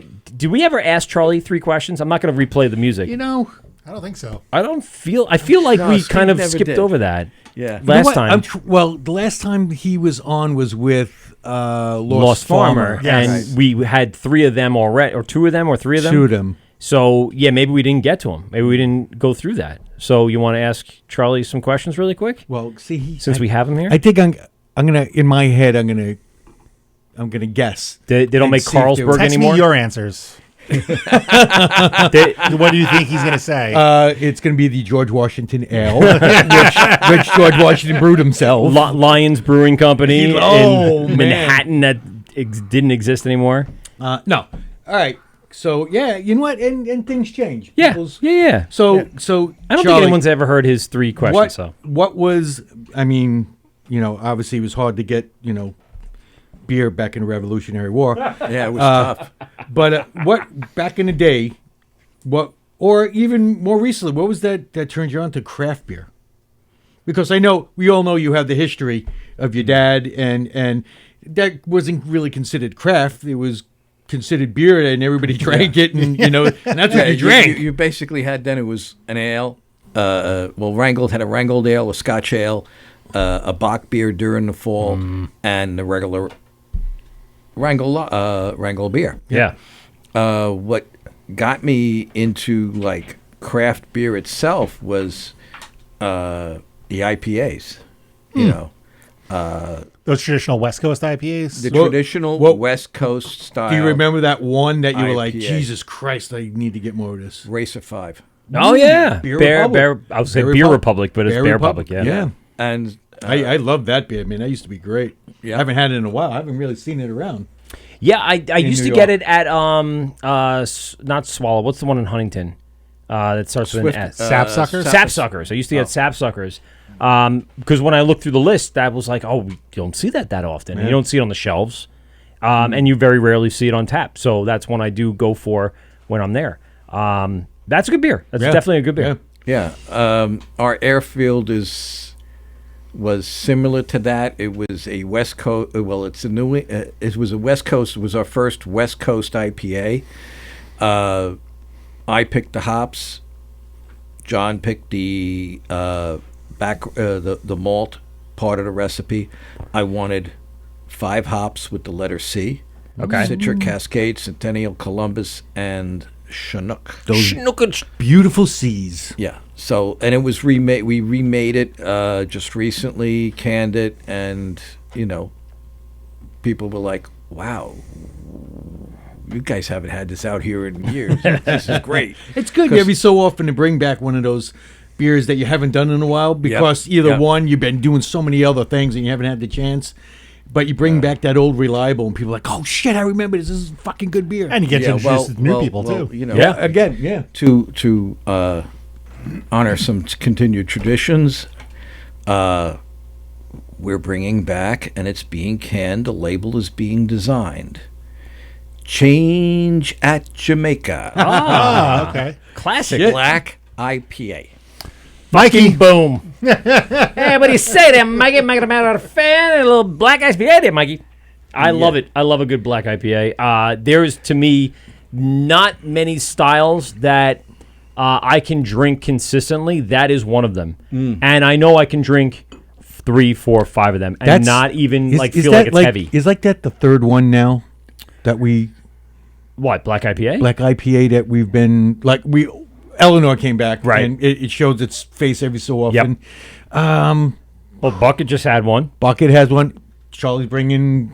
And then there was somebody recently that just had one that we talked about. Was it Springs was thinking about one? No, I asked them about it, and they said, "No, we'll it's think about hard." it." Yeah, is it though? No, it's not. It's not. They're not. It's not hard. No, I'll just make it so I can drink it. Yeah. It's hard to sell to people not named Mike. Right, that's a good point. Well, that's it. There you go. We had somebody would come in and buy 8 crowlers of it. See? Jesus. See, I make up a 5% And- share and- of the market, right? and- Just me, myself, and I. 2 weeks later, he'd be back in. He'd be drinking it, and then he'd take 8 crowlers home with him. Wow. Jesus Christ. You'd have to drink I mean, they can, So- shelf life Well, 2 or 3 weeks? With a black IPA, it will last a little longer. Yeah. Because of the malt profile, you get that little bitterness. Yeah. And depending on the ABV. Right. Where the hazies, they 7-1. they could easily drop Yeah, out. 7-1 is perfect. This is 13. I'm going to hold off. I was going to say, God, are No, we doing no, that? That'll be all right. Those are both. Oh, they're 13s. both. Okay. Yeah, No, I think I might have to crack one. You got that? We get. No, this I over. tried one of each one of Okay. those. I'm good. I only got Dude, the Starboard Down smells amazing, Charlie. It is delicious. It's really good. It smells fan-fucking-tastic. At 6-1, Love very good. Very, very good. And- I love red ales. And I apologize. I cannot drink anything today. I'm having some things done to me tomorrow. So take it home. Steve's becoming a eunuch. later. I We're can't- all, I we're all can't- excited for Becoming a him. eunuch? Yeah. Yep. We're all excited for him. Oh, I can't wait. It's gonna be a gas. Holy balls. Did you have to do 2 full crowlers of this? Oh, my God. All right, listen, we got to break some of these down. I figured dark. somebody would take the other one home. Mm-hmm. I mean, I mean, I've been having trouble sleeping lately. Not tonight. no. We started with the blueberry. Yeah. So this is a blueberry ale. It's on a sour. It's not over the top. It's It a doesn't straight- hit you in the face with blueberry. Give us a little breakdown of this beer. Well, we decided this whole started when one of the beers we were brewing on the old system, the yeast didn't do what we wanted it to do. So we were able to transfer some into a fresh tank and add a similar batch with fresh yeast, and that Saving it, baby. Kinda did. Saving it. So we had about 3.5 barrels left, and my son said, "I got an idea," and I said, "What's that?" He says, "Go out and get me 70 pounds of blueberries." Oh yeah, they got that at Home Depot, right? Yeah, just so get 'em. I go to Restaurant Depot. I get they're looking at me as I'm Fresh loading blueberries. the frozen ones. Okay. Frozen. Oh, okay. Got to be you had to have at that time frozen. So I said, "Okay, this is going to be fun." He says, "Yeah, just put them in when you get them." I go, "Well, this is a 4-inch opening in the fermenter top. How big? I'm on a ladder, 14 trips, jumping, putting the stuff in." No, And- what is it? Is it like those individual ones you get at the supermarket? No, the blueberry packages. Oh no, this they're comes in a big bag. Oh my goodness. So you were able to cut the bag and then pour it in. Okay, Cut the you but know. there's 14 of them. Yeah. So it turned out that eventually the color from there went into the thing, and we, tested around the entire tasting room. And when people would here, try this. Tell me what you think. They liked the color, they liked the flavor and everything. And then we had to go clean the fermenter. Oh, yeah. And You how ever is try that? to get That was the one 70 thing I was- pounds of blueberries out? No. Especially since they were in liquid and they start to swell a little bit. Oh, they get big, stuck. huh? Yeah. So we always had to put it in the fermenter the 1.5 barrel that had the manway. Okay. Well, Which after is a while, for people that I don't said- know, it's basically a filter, so it doesn't drop all the way down and clog the system. Well, I remember the first tanks you had, the only way to get into it was through the top. Okay. Right. Yeah. So the manways, it's sideways, so it's right in front of you. You can open it. Yeah, you could and open then the now you manway can from the scoop top. out. Okay. But from the top. You can't do that. What do you need? Just a big pole, just one by one, scoop them out. All right, I'm going to hold you by your ankles. And Oh, well, So we decided after that once we went, sort of like when we were with the 5 barrels, still with the 5 barrel system, we said we got to find a better way this gonna because be we were Anthony from having Farmingdale? trouble sourcing this stuff. So we found a puree, organic puree that we were bringing in from a place. Well, as you know, with the current supply chain issues, they're 4 weeks behind, and the beer was already brewed. So we found a new supplier okay. out of a state down south, and it's this is a little lighter color Okay. than what we normally. So we're going to adjust probably what we add, and it's this.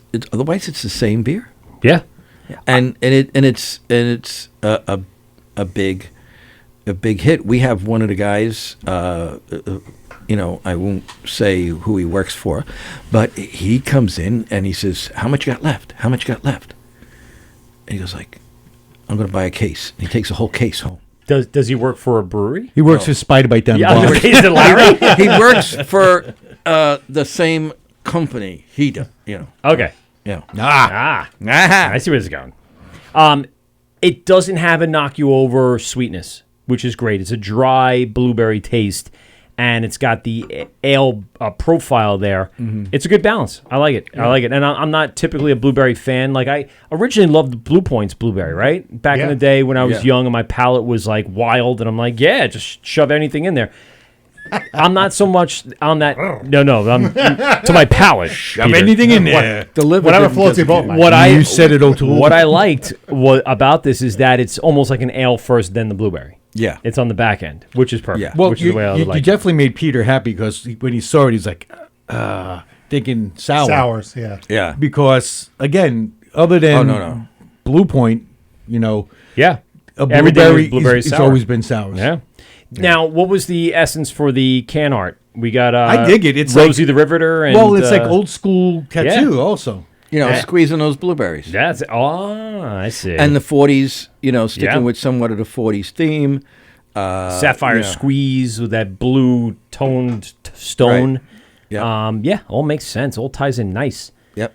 And you guys have been producing a ton of different styles. So this is a great addition to the portfolio at this point, right? You haven't. Yeah, this is the second. What you're seeing is this was freshly canned Sunday. Wow. Oh, wow. Nice. There you go. So that was actually yesterday. You got to excuse the 170 years thinking. But yeah, Sunday. we canned it Sunday, and He's just here it is. he's still thinking about candles and churning butter. Yeah. He's got more butter, more butter. No, he's thinking about, all right, put the ball in first, then you shove the and then the cannon goes. Yeah, but Go. that shaft has to be nice and smooth. Oh, here we go with the chef now. And you need the wire bristle brush to yeah, clean out all got to the. clean that out. You know? clean out the hole. Then we had Starboard, and Starboard is that Irish style red ale that Pete and I both looked at like, yep, this is Yes, right up our please. alleys. Love a Starboard good red. down. So this has all of the elements of that traditional Irish red that people love. Give us a little insight into this one. Well, it's what it is. It's an Irish red ale. It's a very deep red. Some people say it's not red. I says you got to hold it up to the light to see it. That's what I But did it is before. it's a traditional Irish red ale. It's hard to see the color in the backseat of my car. You know, Insert joke It's there. a recipe I put together, and then they changed it. And what happened is they ended up coming out.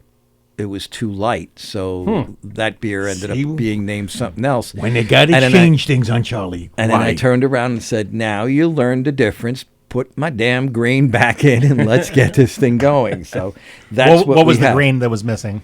They tried to lighten up on the crystal malts, and it turned out too light. Charlie, a bunch of people are checking in on Instagram. I meant to come over here and check this before, but Danny came back in. Craft Not Crap LI. There you go. Bucket Brigade said thanks a lot, and then they give it a little thumbs up. Tommy, our producer's checking in. Devil's Alibi Brewing Company. Blind Bat checking in. Hey, Paul. Anthony from Farmingdale is Oh, checking let in. let's get Anthony from Farmingdale. That's probably him calling in. No, I'm sure it is. This is the Word with Mike Pete and Steve GovsRadio.com. Who do we got on the phone? Hi, Michael. It's Anthony from Farmingdale. How are you? You don't have to, Anthony. You don't have to block your phone call for me not to take it. We were in the middle of a conversation. It was a bad time to do it. I was waiting for the opening, but I couldn't do it. Anthony, I from fucking Farmingdale. knew it was you. Good old Anthony from Farmingdale. Michael, I'm on a time constraint. First of all, Yeah. when my father was dying, I told Charlie the story. Yeah. When my father was dying 10 years ago, he asked me to get a Bach beer for him. I spent 2.5, 3 hours looking all over Long Island. I finally found a Bach beer from Anheuser-Busch. He gave it to my father. He drank it. I said goodnight to him, and the next day he passed. Are we All blaming the these Bach? Is that where this is going? No. All right, good. I called Charlie, ironically, 2 days ago and asked him if he would participate in April 7th festivities, Uh-huh. and he said yes. Well, his So he daughter said- is actually a stand-up comedian, and if she's available, I'm sure she'd be willing to come on the show. Well, she could come on then. I'm paying everybody else, but I don't think she would get paid. She might be out of the budget, but I'll throw her on for 5 minutes. I don't care. If she wants to get can the hang out with experience, offers out on the Yeah. table. We'll put it that way. Yeah, the office. You know what, Michael? I'll put her in the budget too. So, See, there you go. but See, little twist of the, Charlie, the arm. I mean that sincerely, but what I was trying to say is, ironically, Pete, you're a penis. That Charlie said he's got a red ale that he's just putting in production. Yep. And that's the beer that's coming out or came out on Sunday. Yes. And I'm hoping. Is it good, Mike? Excellent. Do you want me to save you one? Please, could you save me? I'll buy from Charlie, but Charlie said he would help us out that night.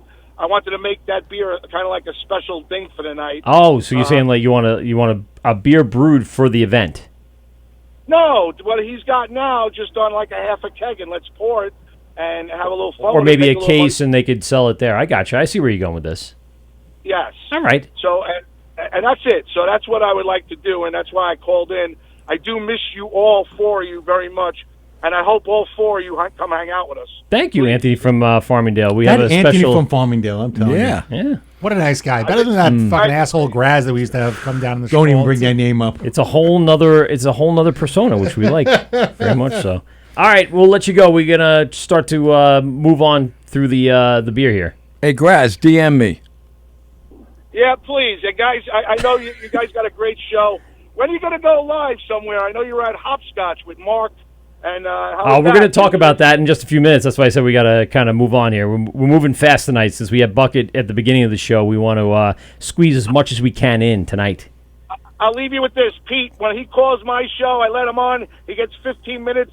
He tells me when he wants to leave. I go on his show. I pick up the phone. He's like, "What do you want? Why are you calling?" Don't call in here with a private number, sir.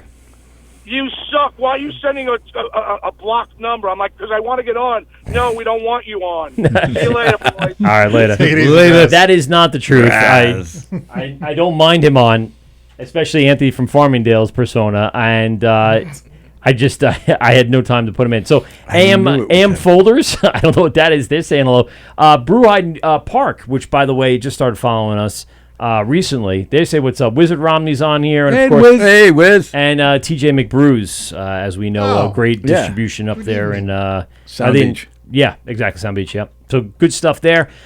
So I want to talk about that because Anthony from Farmingdale brought that up. Hopscotch Bottle Shop in Deer Park, New York, is doing its annual brewery bracketology. Man, oh man. Which I fucking love it. I I guess- found another brewery he forgot about. too. premiered. there's Wait, we'll get to several. that. Wait. There's actually several. Premiered last year, and it gained a lot of popularity on the social media, inner tubes, and ended up being a hit, both for the breweries themselves and of course for the bottle shop. So they entered it again into this year, and to start off, what they did was ask for people to nominate, kind of like the Best of Long Island idea, right? Just nominate somebody, we'll fit them in where we can fit them in.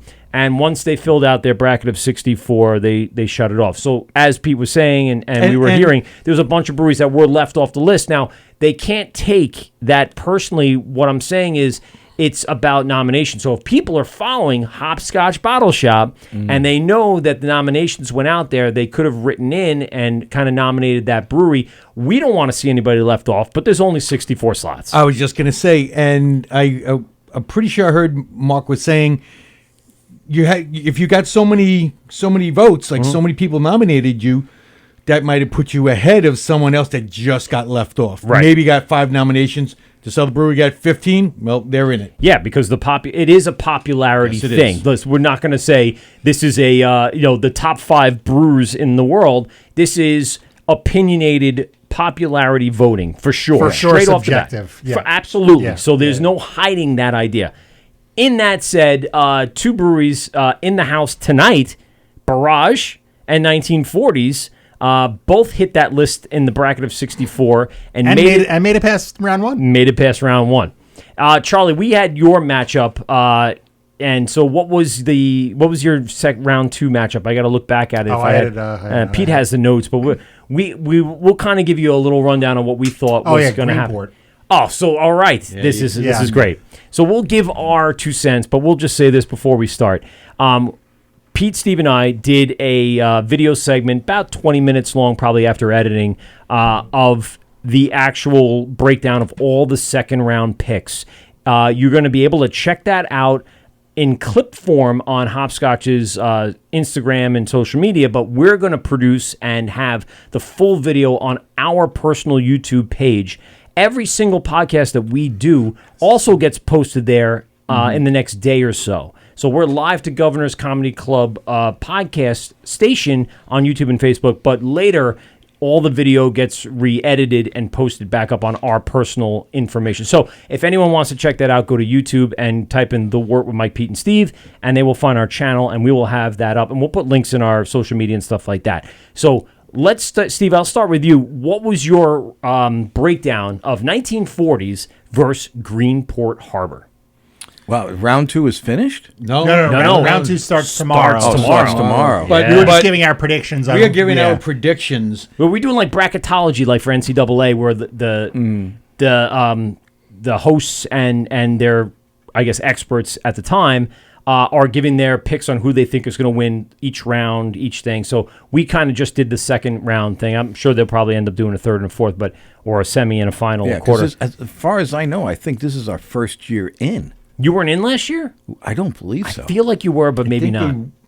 I don't know. We'll Yeah, have to ask I'm Mark. not sure. We'll have to ask Mark next show. Yeah, Mark's coming on the show next. Round 1. We were up against Hopwinds. Oh yeah. Oh, there you go. right. Yeah. That was And it was lopsided. Yeah, you kind of beat him up. Yeah, Yeah. Yeah, that there was a couple of happens. lopsided. It happens. There were several lopsided Yes, victories.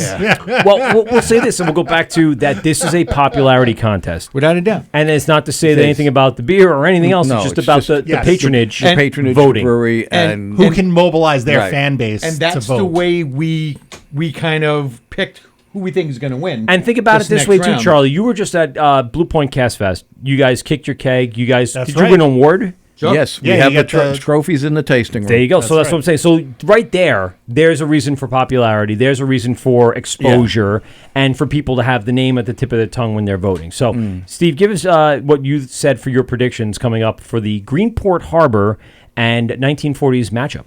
So again, we tried to keep our love for whomever it is that is part of the brewery. We had to make a couple of hard choices, but We try to keep it as fair as possible. we think, again, popularity wise, you guys, you're in the middle, more towards the middle of the island, and you're coming out with more new things. More frequent releases. Yes. Yeah. And Greenport, yes, they have a popularity. They have kind of like History. yes, they've brand been around recognition. brand recognition. Yeah. But there's really nothing like, there's not a Sapphire Squeeze. Well, that- I'll say this: they do have releases. They do it out of their Peconic branch, right, or whatever Right. they are. They have smaller 4-packs. The problem is there's no distribution of that right. stuff. So You you, don't can't hear go to a about it. local It's not- distribution it's and not advertised on and they're social not media the way very social media something like Starboard Down was. They're not very social media in your face. I don't get a lot from them. We're following them. How often do you see that pop up in our feeds? Yeah, Rarely, And if when any when, at all. I can't when you remember see last it, time. it's usually not like, hey, we released this. It's like, hey, Jim's brewing some beer. Yeah. We're brewing beer in the morning. Yeah. These things, when there's a release and you kind of throw it out at people's faces, that's what you want. You want to catch your eye. One of my favorite beers for years was Behave, the summer Oh, beer yeah, that they yeah, did. yeah. Delicious. Love it. I loved originally when they did the Duck Porter. Yeah, Black Duck Porter. Yeah, that love was Black so Duck good. Porter, and also a Leaf Pile. I mean, these are classic brews that have been Yeah. around Long Island for maybe 10 years, right? Sure. The problem is there's nothing new. There's nothing that I'm seeing that's new, and I love Greenport Harbor. I wish it was more prevalent in local distribution and in tap lists beyond those core beers that we see in bars and restaurants. Well, Charlie, you that's- have a much more diversified portfolio. I think what you're going to see is with people who have that type of, when they get to be that size. Yep. Greenport was much smaller when it was in the firehouse and Yes. everything, and they still have that firehouse tasting room. It's your demand to what is going to be distributed becomes what you produce. But Right. they But- have now 3 locations. They have their production facility, they have their firehouse, and they have their Peconic farm. Well, part. the Peconic is a production facility too. Well, that's what I'm saying. So why So- wouldn't they? And maybe because the demand is so high, but I don't even see that. Like I see GSB, or I'll see. Well, maybe the releases are done in the tasting room. Well, here, let me. You know. Well, yes, I but mean, doesn't I mean, I was out there a couple of guild meetings ago, and they had a great selection. Yes, of and I'm the not stuff. saying they don't. I'm just saying it's not for the people that are online, for the people of the age group that are social media savvy and are doing this, are voting for Hopscotch. The audience of Hopscotch. That's what we're looking at. Yeah, that's really the Yeah. analytics of it. Who's Well- following Hopscotch? Who's voting? Now- It's the people that are so social media savvy here's the- and are craft beer lovers. Well, here's the thing that we're doing. We bought our own canning line. Smart. Okay, combined with the new system that we have in place, which went in the middle of COVID, we are now producing everything, and everything is getting canned. And right out That's the door. why Change of Jamaica Right. is going to be canned.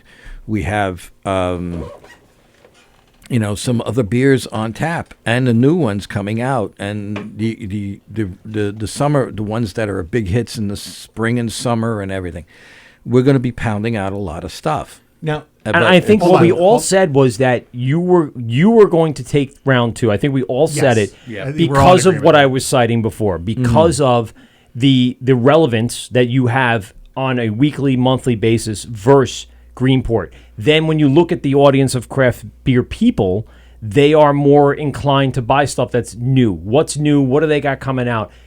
You don't have that from Greenport unless you're there in the Peconic. Go ahead. Well, so due to the algorithm, I think we just haven't seen it. So I'm on their page just thinking we haven't seen them post, so maybe they just aren't posting. Yeah. And then I'm seeing all these beer releases I had no fucking idea about. Really? Because it's just not showing up. But if it's not just, and we are very, very active on social media, and I'm sure a lot of people are falling to that pitfall then, and they're just not seeing. So give me an example. Off-season IPA. Okay. Double Duck.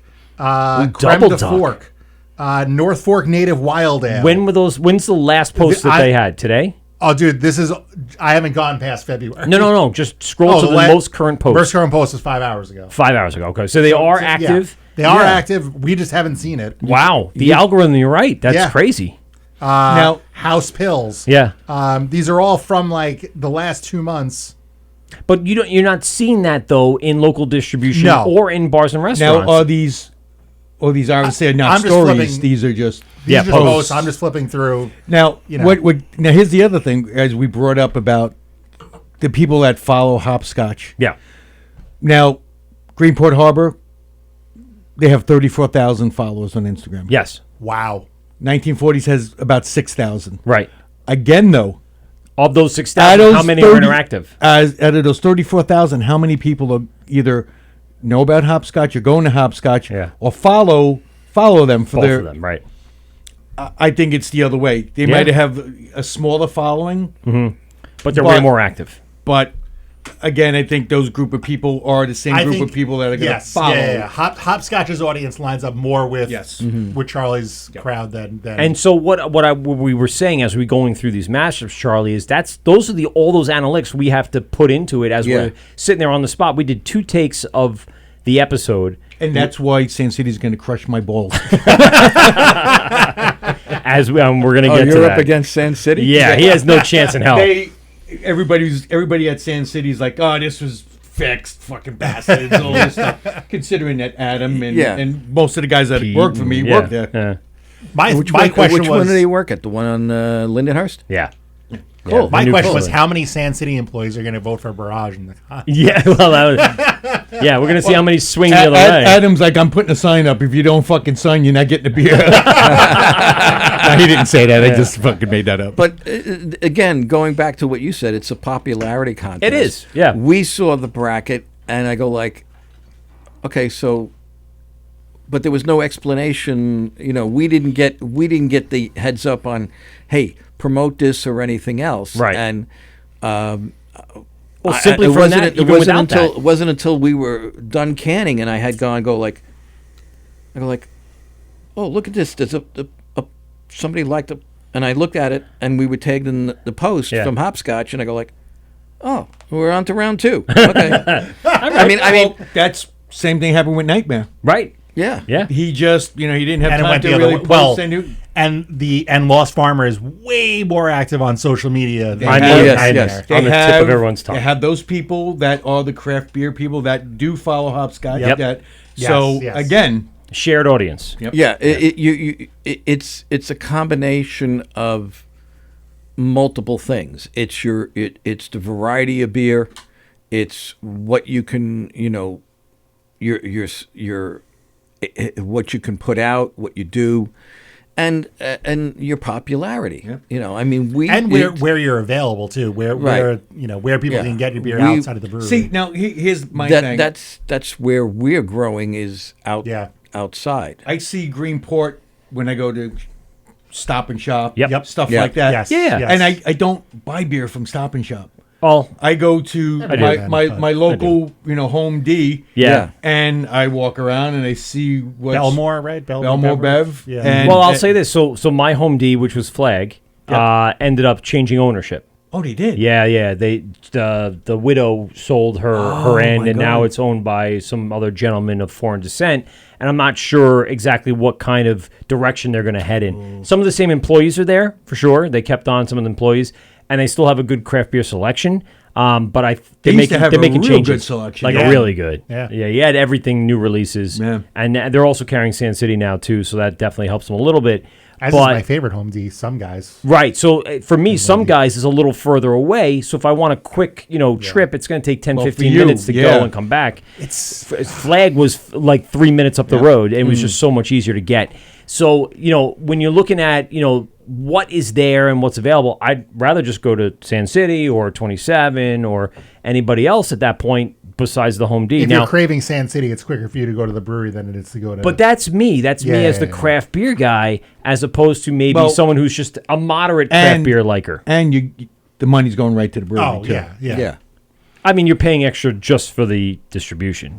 The money still goes back to the brewery at a discount cost because they're selling it at a lower rate for They're bulk. selling it at a retail rate. Correct. So, because the brewery has to make a little bit, and the distributor has to make. So when you go to the brewery's getting everything, 100%. Yeah. So it does help to do that for sure. Yes, especially for the smaller guys. I guess for you, Charlie, and if anyone can pull up the rest of the bracket, I believe you're going to take it from popularity, from your audience, from your patrons, seeing that. I guess when they start voting again, make sure you tag or make sure you put your repost in there for everyone to go vote. And just don't forget, you can vote in the story, but then you can vote again on the link in the website. It's in the bio of Instagram, so you can vote twice. And I think a lot of your people did that. Again, social media savvy, understands their phone, understands how to navigate through things. And it's going to be tough to overcome a big Goliath, but I think you have the audience to do that, and I think that's kind of where we went. It would be I would be pleased, whether we do or don't. It doesn't. To me, it's. I mean, I had him at least in the Sweet 16. The one that still bothers me. Yeah. Is the Ghost in Dubco. I know. I was just thinking the same thing. Because that is the one I'm so torn. anxious to see. I'm torn on that one. When we were doing the segment, we were we did a long form and then we did a shorter form, maybe like 3 or 4 minutes, shaved down, really condensed, a couple lines about each matchup. But in the long form, we were right on that, right? We were like, man, that's like there's something that I'm really curious to see how they turn out, like threes versus KCBC. For different reasons, curious to see how that comes out. Root and Branch and Secatog. I mean, that one. If Secatog it could really go either way because Root and Branch is so popular, even beyond our local area. Right, it's traded online all over the country. Those both of the guys came from Torst. Yep, they are like transplants from Brooklyn. Yeah. So they have a huge following. If they post that are story, those people in Brooklyn following Hopsscotch? Well, right. But what I'm thinking is if the guys from Root and Branch promote that, promote that in their story to go say, hey, go vote for us on Hopsscotch. They fucking win. They'll have stuff from all over the country. And here's the deal. That's the big thing. If you are a good cross promoter, anyone can take over anybody in this bracketology. You have that, but do you have the overall bracket? Who else is in Charlie's bracket? Not the matchups that we saw that we were going off of, but who's? I'm sure it's on Hopscotch's post somewhere if you want to look at their thing. But I saw. I think when I was looking at it prior to our taping yesterday, that I was looking at how each area would come out, and I was predicting myself. I saw you easily making it to Sweet 16, even with Greenport Harbor in your way, because I knew the audience and the patronage would definitely be part of the voting system and follow. Well, you got to remember, as it gets further and further down the line, it's a difficult. It becomes more difficult for each brewery. Unless they're extremely Steve. The answer is yes. Please. And I'll be honest with you, the flavor is great as it gets a little warmer. It's great. We need to talk about that. It really just comes out. Yeah, we definitely will. You got to give him the other can to take home so he can enjoy it later He on. won't, though. That's the thing, Charlie. No, he can't enjoy it until Who after. the fuck is Ghost Hawk? Oh, so anyway, so let's just indicative of all this is the fact that the winner last year was Two Villains from Nyack, New York, a small brewery we had on in season 3 or so, or maybe over COVID in season 4. COVID, yeah. And we thought we were breaking new ground with that podcast. We thought it was great. They were awesome dudes. We thought we found like this diamond in the rough out of nowhere. So many more people knew about them because there you go. They won last year's Hopsscotch. Well, and they beat Sand City. They beat Barrier. They beat the Hayes Craze. They beat Root and Branch. Other half. Right. Yeah, other half. Yeah. They beat some big breweries, and it was all about their audience. Yeah. And that's the great your thing about audience, this. That's the audience. Your audience does it. Yep. Some of these matchups. When we went to Blue Point. That was when I saw you guys at Blue Point, and you were interviewing Paul. I came over because Paul had been talking stuff on Instagram and Facebook, and that's when I told him he was going to go down. It was it was friendly banter. It was friendly banter. You know what? The best part was because Paul won the Brews Collective Indie Cask Fest. Indie Cask Fest. So he was very proud of it. Yeah. And, he said he was going to take the Blue Point, and then he was going to take the Indie Cask Fest. And he was going to come up with his own Cask Fest to take the trifecta. But that's the thing. Like, no, he wanted the belt so he can run around the ring at GSB. Yes. That's what it was. So I'm looking at your. I'll break down your bracket, right? So let's say you come out of round 2 beating Greenport Harbor. Here are the potentials. You're going to have to fight Long Ireland. Oh, Jesus. Or Uber Geek. Now, Uber Geek and Long Island had a huge lopsided victory. What do you think? But can what do you think that of that sustain matchup? to a new brewery like Uber Geek, who also had a pretty lopsided win over Po' Boy? And again, Po' Boy wins Best of Long Island almost every year, and yet in this particular one, it's all about who follows Hopscotch. And Uber Geek people do because he releases some of the beer there at Hopscotch. Long Ireland has had a few cans on the shelf, but their audience is tremendous. So do you see it as, are we getting a matchup of audience versus just complete great cross-promotion, or are we really going to get a matchup of whose brewery is better, whose beer is better? That's going to be a tough one because that's another one that I really like beer from both places. Well, I have no offense to Uber Geek. I have not had a chance to get out that way. Okay. You should, because he's doing some really good stuff. I believe he is. And he's contracting Springs and one other, and Springs is kind of like took us for a loop. We're like, what the hell is this? Where did this come from? A lot of people are telling me. And he was in charge of that. Yeah. Yeah, you got to check out Uber Geek for sure. Yeah. What are your predictions? Let's say it's Uber Geek. Oh, it is. It's Uber Geek versus Long Island. Who comes out on that one? Listen. Listen. It's tough. That one is tough because I'm looking at.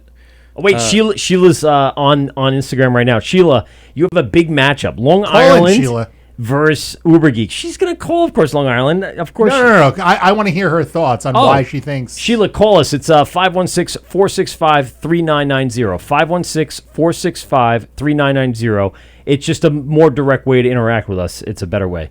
And the number is, by the way, at the bottom of the screen if on Facebook or YouTube. That one's going to be. I think that's going to be a battle down to the. It's going to be very tight. Yeah, some of them were. It's a coin. It's going to be a coin toss. And for the ones that we saw that were like that in round 1, their audiences were battling it out online. Right. But you have to also remember, if Long Ireland promotes it, they have a very big wide audience. Very loyal. And loyal. Yeah. I mean, listen, I've known Dan and Greg. They're the ones who Dan took. You helped birth both of them. Dan took me upstairs in the attic for a private it's an auction. old joke. Yeah. I still have his tasting room chairs are still at work in the brewery. Oh, really? Yeah. From his original tasting room because they were going to get rid of them and get new stuff. We were upcoming, fledgling. We hadn't even opened yet brewery, and he opened the doors to us, and he's been a big part of how I got really started. That's where the big question came from. because he used to do the roller derby events for the Long Island Roller Rebels, of which my Yes. daughter was. That's the first on time the I team. had his beer. Was at one of the roller derby events. That's crazy. yeah. And his daughter was on My one of the daughter teams? was one of the in the roller derby. The same one that's a stand-up comic? yeah. Wow. She Oh, went she from, does it, bro. She's a tattooist. She's a wow, cosmetic birthed- tattoo artist. You helped birth some very dynamic human beings. Well, his wife did. Right. But no, I said My he wife helped. birthed it. He helped. I'm I mean, not back even- in his day, I'm not even back too in his sure. day, they weren't doing births in hospitals. Well- so they were just having water births. Well, and, you know and who he at-home births. who he is, right? Yeah. He's the guy where the bullet went through his scrotum. Some of the sperm was on here and accidentally hit his wife, and she became pregnant. and- That's almost the Immaculate Conception. It's so close to the Immaculate Conception. That's unbelievable. Can I But I kick mean, him that again? matchup, Charlie, that's got to be that's a tough one because Yeah. Long Island is the king of the East End at this point. If you want to say like from Riverhead East.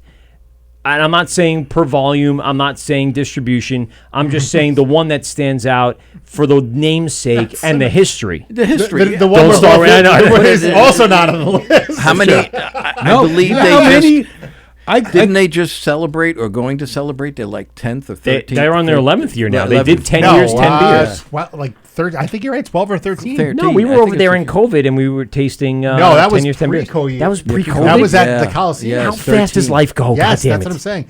Holy COVID Yeah, we thing lost fucks 3 with your years like that. timeline. Yeah, it sure did. That's a totally different timeline. Yeah, so I mean, yeah, it's going to be a tough one. I think it's going to be like you the old North Carolina versus Duke matchup years ago. By the way, North Carolina won sons of bitches, but that didn't change the Duke taking the regular season win.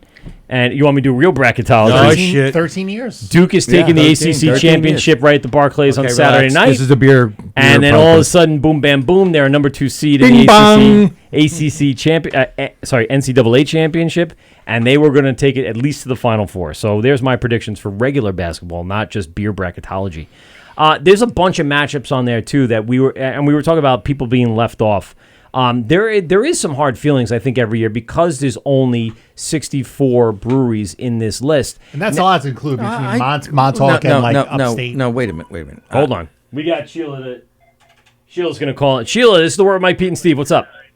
Hey, how's it going? All right, So, turn, hey, Sheila. turn down your radio in the background so we don't hear ourselves in a delay. Yeah, I got it down. Yeah, like you a bunch go. of dopes. Yeah, hear our dopey banter. So you have a matchup coming up. Have you been following the Hopsscotch Brewery Bracketology? Yeah, of course I have. Of I love the guys at Hopscotch, first of all. So I follow them in general. And then also I love bracketology, March Madness. All right, what college basketball fan are you?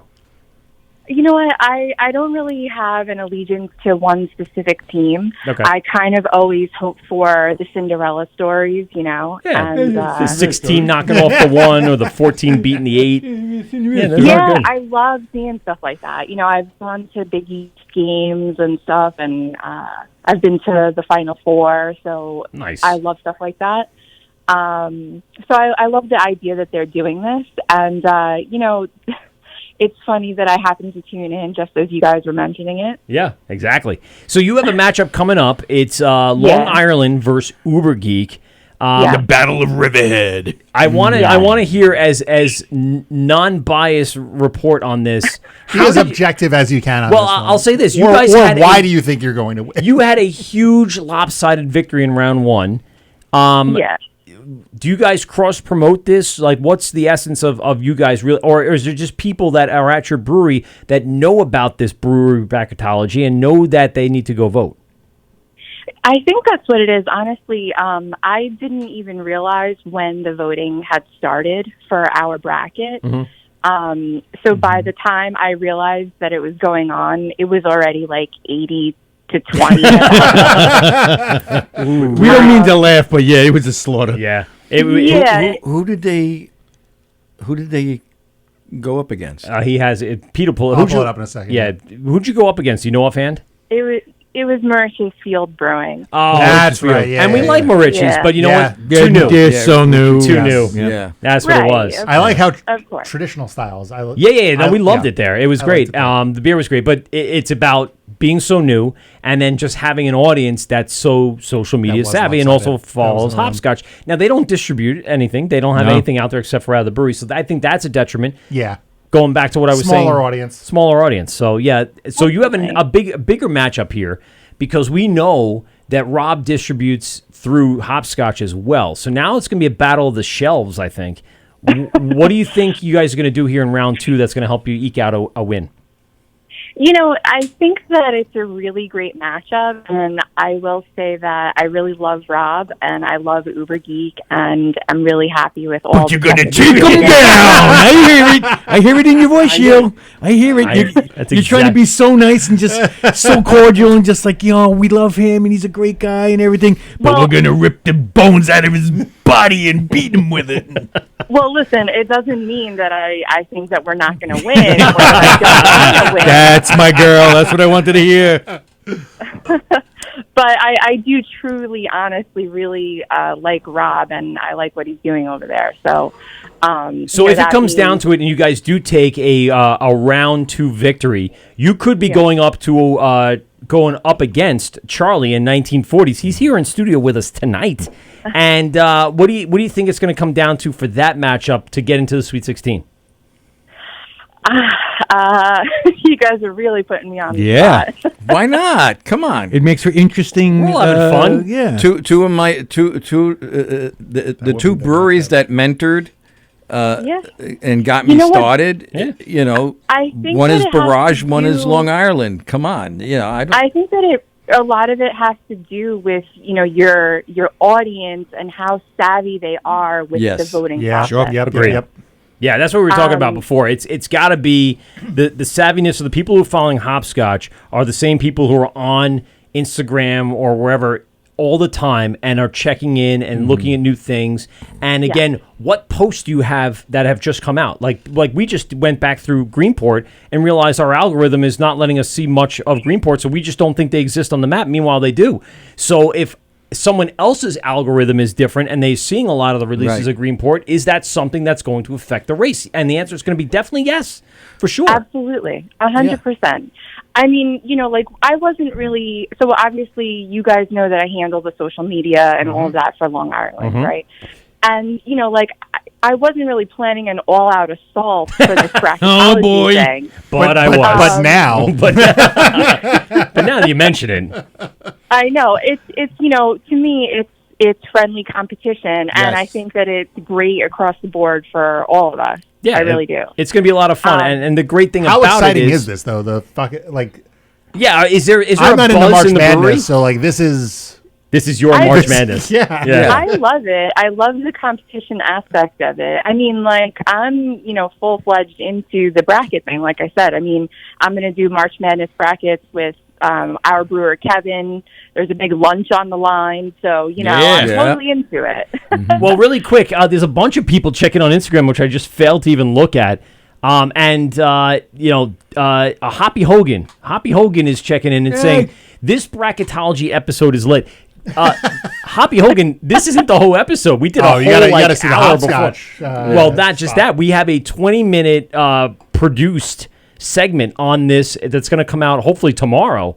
I'll probably have it tomorrow, and it'll be on our YouTube page. And we'll make sure that we link it in our Instagram bio. But you're going to see all of our predictions for round 2, and then maybe as we go through the rest of the bracketology, we'll chime in with our potential picks individually. We probably won't get to even maybe the final will be in 2 weeks, but I don't think we'll even get to be able to get together prior to that final matchup. We have Sheila on the line from Long Island Brewery. We got Charlie here from 1940s, Steve from Barrage, all of which are in the mix on round 2.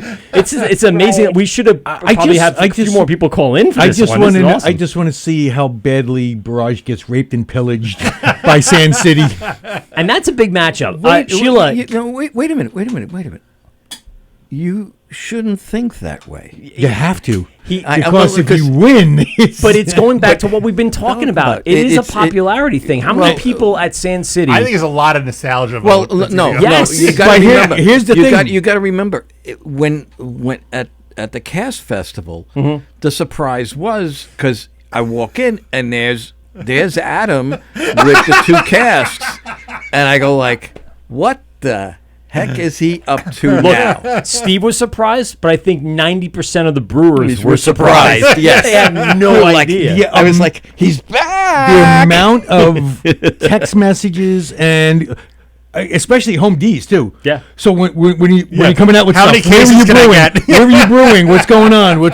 So it's back. No tasting room, but you're going to be distributing, right? Look, in 20, Who are you Steve, contracting with? Steve, in 2022, I would like to see 2 more collabs. One with 1940s, one with Long Island. That would be Gosh. amazing 2 collabs that would, and you don't have to do 4, you don't have to do 6, 2 very special releases that would go along with what you guys have had for the history. Every collab that I've done Yeah. has been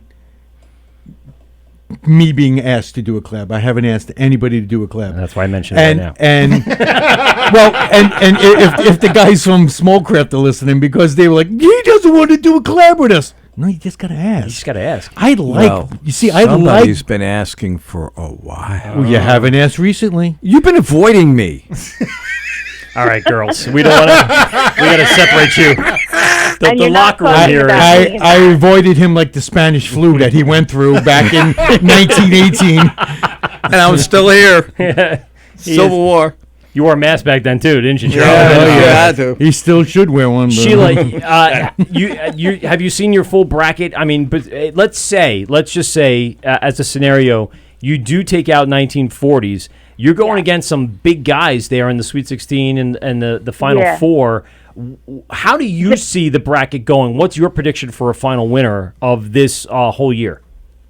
Honestly, I really don't have a prediction just yet. I'm waiting to see how our bracket pans out because it's not an easy one. Like our side of the divide here is definitely packed with some heavy hitters. I mean, you have Dubco. Well, okay, so I'm jumping ahead a little bit, but you have Dubco ultimately being pitted against who is it? Ghost, right? Yeah. That's the one, Sheila, we were talking about yesterday. That's the one that all three of us were like, I don't know how that could really go either way.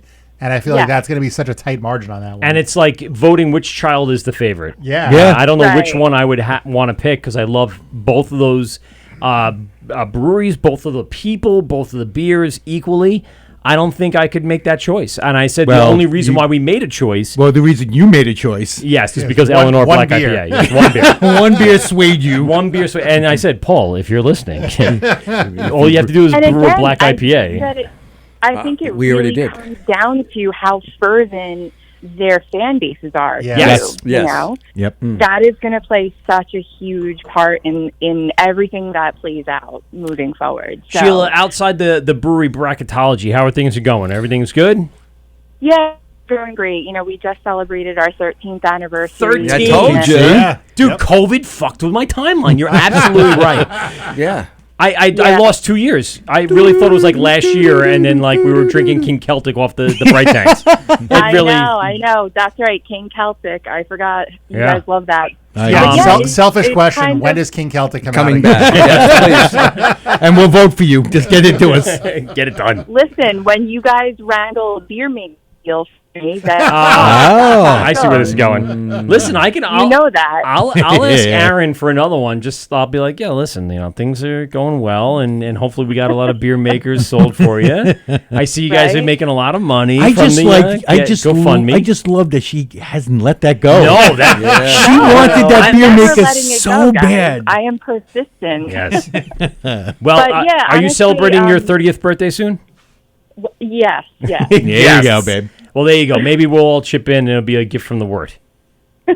We'll see what we can do. Well, that would be amazing. But yeah, and also too, I'm really excited because it's National Women's History Month, and you guys know what that means. The right? Lady Brewsters are coming back. That's right. And, So we saw. Maybe you can give us some insights because I want to reach out to Michelle. Michelle moved over to Sloop, right? Well, yeah, I mean, she's still at North Fork, but she's in the midst of a really great internship at. Oh, cool. Now, what Yeah. are the aspirations? Is she trying to become more of a brewer in the brew house, or is she looking to just move up in the overall ladder of giant breweries that distribute throughout the country? I mean, the internship that she's going through really is aimed at production. Okay. So, I don't really know exactly what her end goal is, except, domination, which is what all of us want. Yeah. Fair enough. And she's doing a great job of it. So I don't know what she's going to end up doing. But Cool. No, so you guys you have something on the schedule. What are you guys going to be brewing? What are you going to do? Well, we haven't announced what exactly we're going to be doing. You yet, can make but the announcement right here on the Wort with Mike, Pete, and Steve. Well, what I will say and announce is that Rob from Uber Geek has really graciously stepped up as the host of the 2022 project. See, Is that that's the second why. year in a row, Sheila, for brewing at Uber Geek? No, actually, it hasn't been brewed at Uber Geek okay. before. Well, this Last is year interesting we because you have a brewed matchup coming up this week. Yeah. Yeah. Time to. I'm not worried about it. No. So you have. I know we talked to you last year about it, and you guys were considering another IPA, but with some different adjuncts. Are you still on that same path? Yeah, it's so difficult. I mean, you guys know because with everything going on, COVID and, shipping problems, the cost of everything is so crazy sky right high. now. Yeah.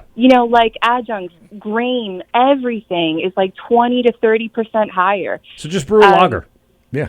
Cans, like it's, Yep. just crazy, everything. And so, we're small. We don't have a budget to throw at things. So Right. we have to be careful planning out the beer that we're going to make. Well, maybe only do taproom releases. That way you don't have to distribute. And for the most part, all the participating membership of the Lady Brewsters at their corresponding breweries can present that to the brewery itself and allow it to be on tap. And then you'll get the release. You'll get that exposure that you guys were doing and end up still getting the beer moving within the tap rooms.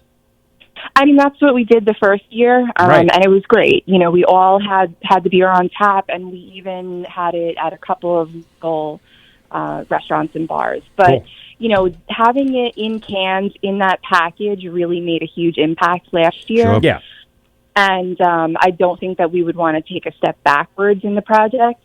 And honestly, we do have some really exciting stuff that we're working on that's going to allow us to move forward. Ooh. This seems like a lot more than you're letting us know. Yeah. I know It's all things. good Well, things. It's all good things, but I don't want to jump ahead All right. and piss off my other lady Brewsters. In On the process. schedule, are you when would be the brew date? Are you looking for mid-March? Yeah, the brew date is definitely mid to late March, Okay. and we're looking for a release in April. Actually, Okay. I mean, obviously March is Women's History Month, but there's a lot of significance in April as far as women's causes as well. So, Cool. Great. yeah. So that's Very that's what excited you should do. Make sure you obviously advertise that on the Lady Brewsters Instagram page, and show the process and everything you guys are doing, and then go right through the releases. It'll be just as popular as it was last year. I hope so. I really fell in love with the beer that we put out last year, and I would like to just keep on progressing as far as quality. I mean, that's what it's about. It's about the message, but we want to put out a quality product too. Exactly. All right, Sheila, thanks a lot for calling in. Yeah, we hope. Thanks, guys, for we having hope and we don't hope that you make it through to the next round because we do like curious. Rob. But all in Gonna all, be a in bruiser friendly for the Battle of Riverhead. All in all, for friendly competition, and we'll see you soon. Call us up and get in contact with us when you have the next Lady Brewster's brew set to release, and we'll bring you back on and have you on for partial segments of our shows because we've been double booking and. It's been a very busy year for a lot of people coming in, so we want to squeeze you in, and of course, if anything, just a phone call has been awesome tonight. I really appreciate it. Get that word out. Yeah. Hell yeah. Thanks, guys. As always, I love talking to you. All right, Same Sheila. Take care, Sheila. Bye, Sheila. All right. Bye, guys. Sheila from Long Island Brewing Company. I'm drinking a lot I of was this just going to 13%. say, yeah, how many have you had, Ray? Well, whatever. Charlie, tell me about Man Yeah, Overboard. let's talk about this. It First does of all, not, it one of my doesn't taste. I don't taste the heat. First of all, one of my favorite songs from Blink-182, but I'm sure that's not what the essence is of that song. Pete hates pop punk, so Yeah, I it's like fine. Blink-182. Well, Yeah, it's a great song. The name came from one of our patrons. Ah. The Who liked recipe, one- the Blink-182? recipe is my son's. He's been doing all the brewing, and it was his recipe to make the that makes up this Imperial Red Ale. It's Imperial it is. yes, Like a fucking stormtrooper in my Right. brain. It made it. We made enough to fit into the 2 bourbon barrels that we have, Giddy and app. it sat there for Ever. a couple of months. Since we 1916. actually what we want to actually do is take one of the kegs and just put it away and discover it a couple of months later, like I did with Imperial Confession during COVID when we didn't have a brew house, and I moved the keg and I go like, oh There's my stuff in God, there. we got stuff. So it was another tap line that went up. But yeah, we're going through a lot of changes. We're planning on canning most everything that we make. So right now there's 11 of our beers, I believe, are in Holy cans. shit. Now you mentioned it before. You're renovating the tasting room. Does that mean the tasting room is going to be closed at all? No. Okay. The painting is done except for a need to redo in certain areas. The wainscoting in the 3 other rooms are done. The floor is complete in the entire brewery, with the including the back bathroom, which is the spare bathroom that we have. Clark, the shitter's full. The next step is I'm working with Duncan from Gorilla Rap Works to do the side room over. Because we That's that one, Right. like when you walk in, it's straight ahead. No, it's to your right. To the right. Yeah. Well, I mean, you walk in at an angle, I guess. Where so, the yeah. shuffleboard is? Yeah, where Yeah, the okay, shuffleboard cool. is. There's 2 couches in there now. There's lounge. leather chairs around There's nice chairs around the table. The bar chairs have been redistributed, and there are 11 new cushioned, like leather chairs. Many leather-bound books. Yes. So we've gone to digital menus. Cool. cool. Yeah. My bartenders are so happy that we did. And there's, I think that's, the kind of changes we want to make on the front end. The back end was the canning machine. The fact is that we're putting out every few weeks, you're going to see another run of cans of something. And having your own canning line, I think, allows you, I'm sure, to can everything, right? Versus bringing a third party to. Well, you know what? What's cool about it too, and not a lot of people think of it. You could do small releases, Yes. and can it, and it's maybe only tasting room available, and when it's gone, it's gone, and it just create that creates that buzz. crave, Yeah. We've been running Especially like something like just this. maybe Yeah. 50 cases at a time. Nice. Okay. Of what we're going to do. That's good. Except That's a for good amount. the 2 big boys for the summer, they got to go in the 20s. Yeah. Because the demand for that is crazy. In bloom? And no, Nope. just tap it in and teeing it up. Tappity. Yeah. That makes sense. Especially considering the footprint we now have to cover, which is New York, Manhattan, Nassau, Suffolk, Hudson Valley, and the capital Wow, region. you're really reaching out. Yeah. Nice. I like it. Yeah,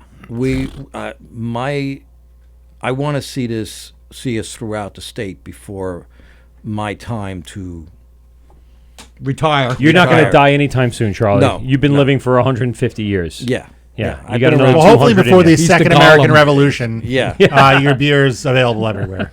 But and then also it opens up the opportunity at the same time to reset our goal in central New Jersey. 'Cause I that think you were going to distrib- say Central America for a second. I really did. we haven't But been able to that's- supply. yeah. That distributor would just tap it in. So Yeah. we know Cool. we got to constantly keep making that in the 20s till it's time. You've made significant improvements on the brew house, significant improvements on the brewery itself. Distribution is going wide, and you're still just considered at this point, and this is not a detriment to what you've done, but like a small local brewery with big arms that are just reaching out and grabbing everything. It's awesome. Well, it's part of. It's where I have you. If you would have spoken to me a number of years ago, I would have said I couldn't believe where I am. Now I see where I am today, and I go like, I know where I want to be tomorrow. Interesting. He's a big part of what he mentored Pete? me. No, Yes. Steve. Wow, Pete, you're amazing. He said to me, "Don't make good quality beer, right, and the rest will follow. The rest will follow." Yeah. Listen, there is a couple of times we've just had to go, well, say goodnight, Harry, and watch it go down, because we wouldn't serve it. Yeah. It would be it would be an insult, And it would hurt the brand because Oh, your yes. idea is for the Yes. brand to go up and not to take any plateauing or Right. downward spiral. Right. With the new system, I mean, we went from a 3-barrel system to a 5-barrel system to a 10-barrel system, and we have now started making modifications to the 10 so that production and hop additions and everything is even changing further.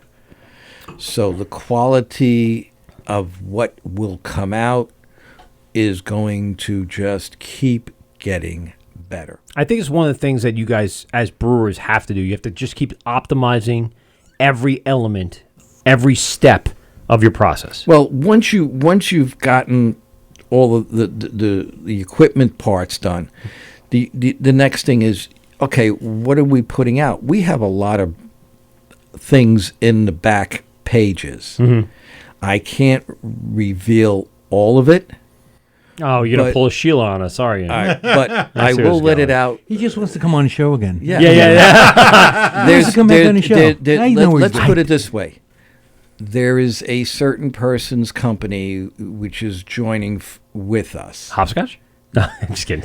And we are Anheuser-Busch? we have applied for a dual license. Oh.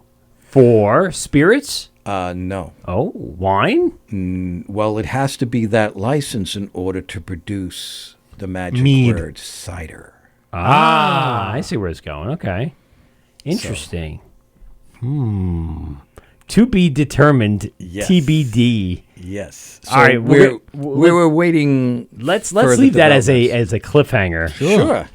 To where the future like may it. hold for Charlie. In And all I 1940s. know is once we go off the air, I got a pee-pee. I'm getting him in a fucking figure 4 leg lock, and he's going to tell me exactly what's going on. A figure 4 leg. Oh yeah, you haven't heard that one in a while. Brett the Hitman Hart over here. Yeah, figure 4 leg. If he can get it on a first-degree black belt. Here we go. Yeah, and I have a gray belt. So It's what? not even gray. There's no such thing. All right, Charlie, give us the big plug for 1940s and send us on out of here. Well, just come on down to the tap room. We're open 7 days a week now. We have 11 beers in cans to go. Jesus. Nice. 14 on tap, and that's going to change too as we renovate the tasting room. You won't go wrong. I don't think you'll find, if you love beer, you'll find something there that you will take home. Black IPA. And that's coming out made with Imperial Simcoe. Red. Ooh, Change yes. to Jamaica. Yes. Should be out by end of month, early April. Okay, nice. go. Just in time for Doctor Strange. A little pre gaming in the parking lot before Oh, a little yeah. Doctor Strange. Yeah. Love it. Check them out. It's 1940s Brewing on Instagram, Twitter, Facebook. Just type it in the search bar and you'll find it. Charlie, really appreciate you coming in and hanging out with us tonight and sharing unbelievable. All the damn fine liquid. All the time. Yeah. Jesus Christ. 13% got me twisted right now, so that's the way it works. We're going to get out of here, and of course, just remember that all of our podcasts and our video after tonight will be available on YouTube and, of course, on all of our platforms, on Spotify, on iTunes, on Amazon Music, and, of course, on the Hopped Up Network. And listen, you could just go over your Alexa and say, Alexa, play The Wort with Mike, Pete, and Steve, and boom, you got the latest episode playing on your Alexa. So just go home and say that and sit in your bed and relax and listen to some fun stuff. Amazon's listening to you anyway. That's a good point. So you might as well tell it to play something so good. you're not on Google, huh? Well, we can get on Google. That's one of the platforms that the listenership isn't as broad as some of the others. But we're going to expand a little more before we end the run. But that's not for a little while, as far as I could tell. We're going to be doing this for quite some time. So join us in 2 weeks. We got John Green from Stay Green Brewing Company coming on. And, awesome. We're still in talks with Twin Lights from New Jersey. Also going to jump on like Bucket Brigade, leading up into our AC Beer Fest on June 4th and 5th, rather. 4th and 5th. We're going to try to have a bunch of our friends from New Jersey on there, and then we're going to hang out with them at AC Beer Fest and talk a lot of things. And we're going to have some tickets to give away in the upcoming shows. So stay there, stay watching, and listen to everything in the podcast form, because you never know what kind of secrets we're going to put in there. Secrets we get. Before we get out of here, Steve, something to say before we end the show? Follow Hopsscotch. Go on to that beer bracket or brewery bracketology. Yeah. Vote twice. And if you vote twice, you could possibly win some prizes. That's right. Go onto their website and enter to win not only your voting, but enter to win some prize packs from the breweries that are in bracketology. Yep. Pete? Don't forget to have your pet spayed or neutered. This is The Wort with Mike, Pete, and Steve, GovsRadio.com, and we out! Well, that's 2 hours of your life that you'll never get back. Are you kidding me? Please hang up and try again.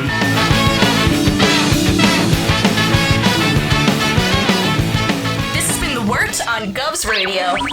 I hope you're drunk enough.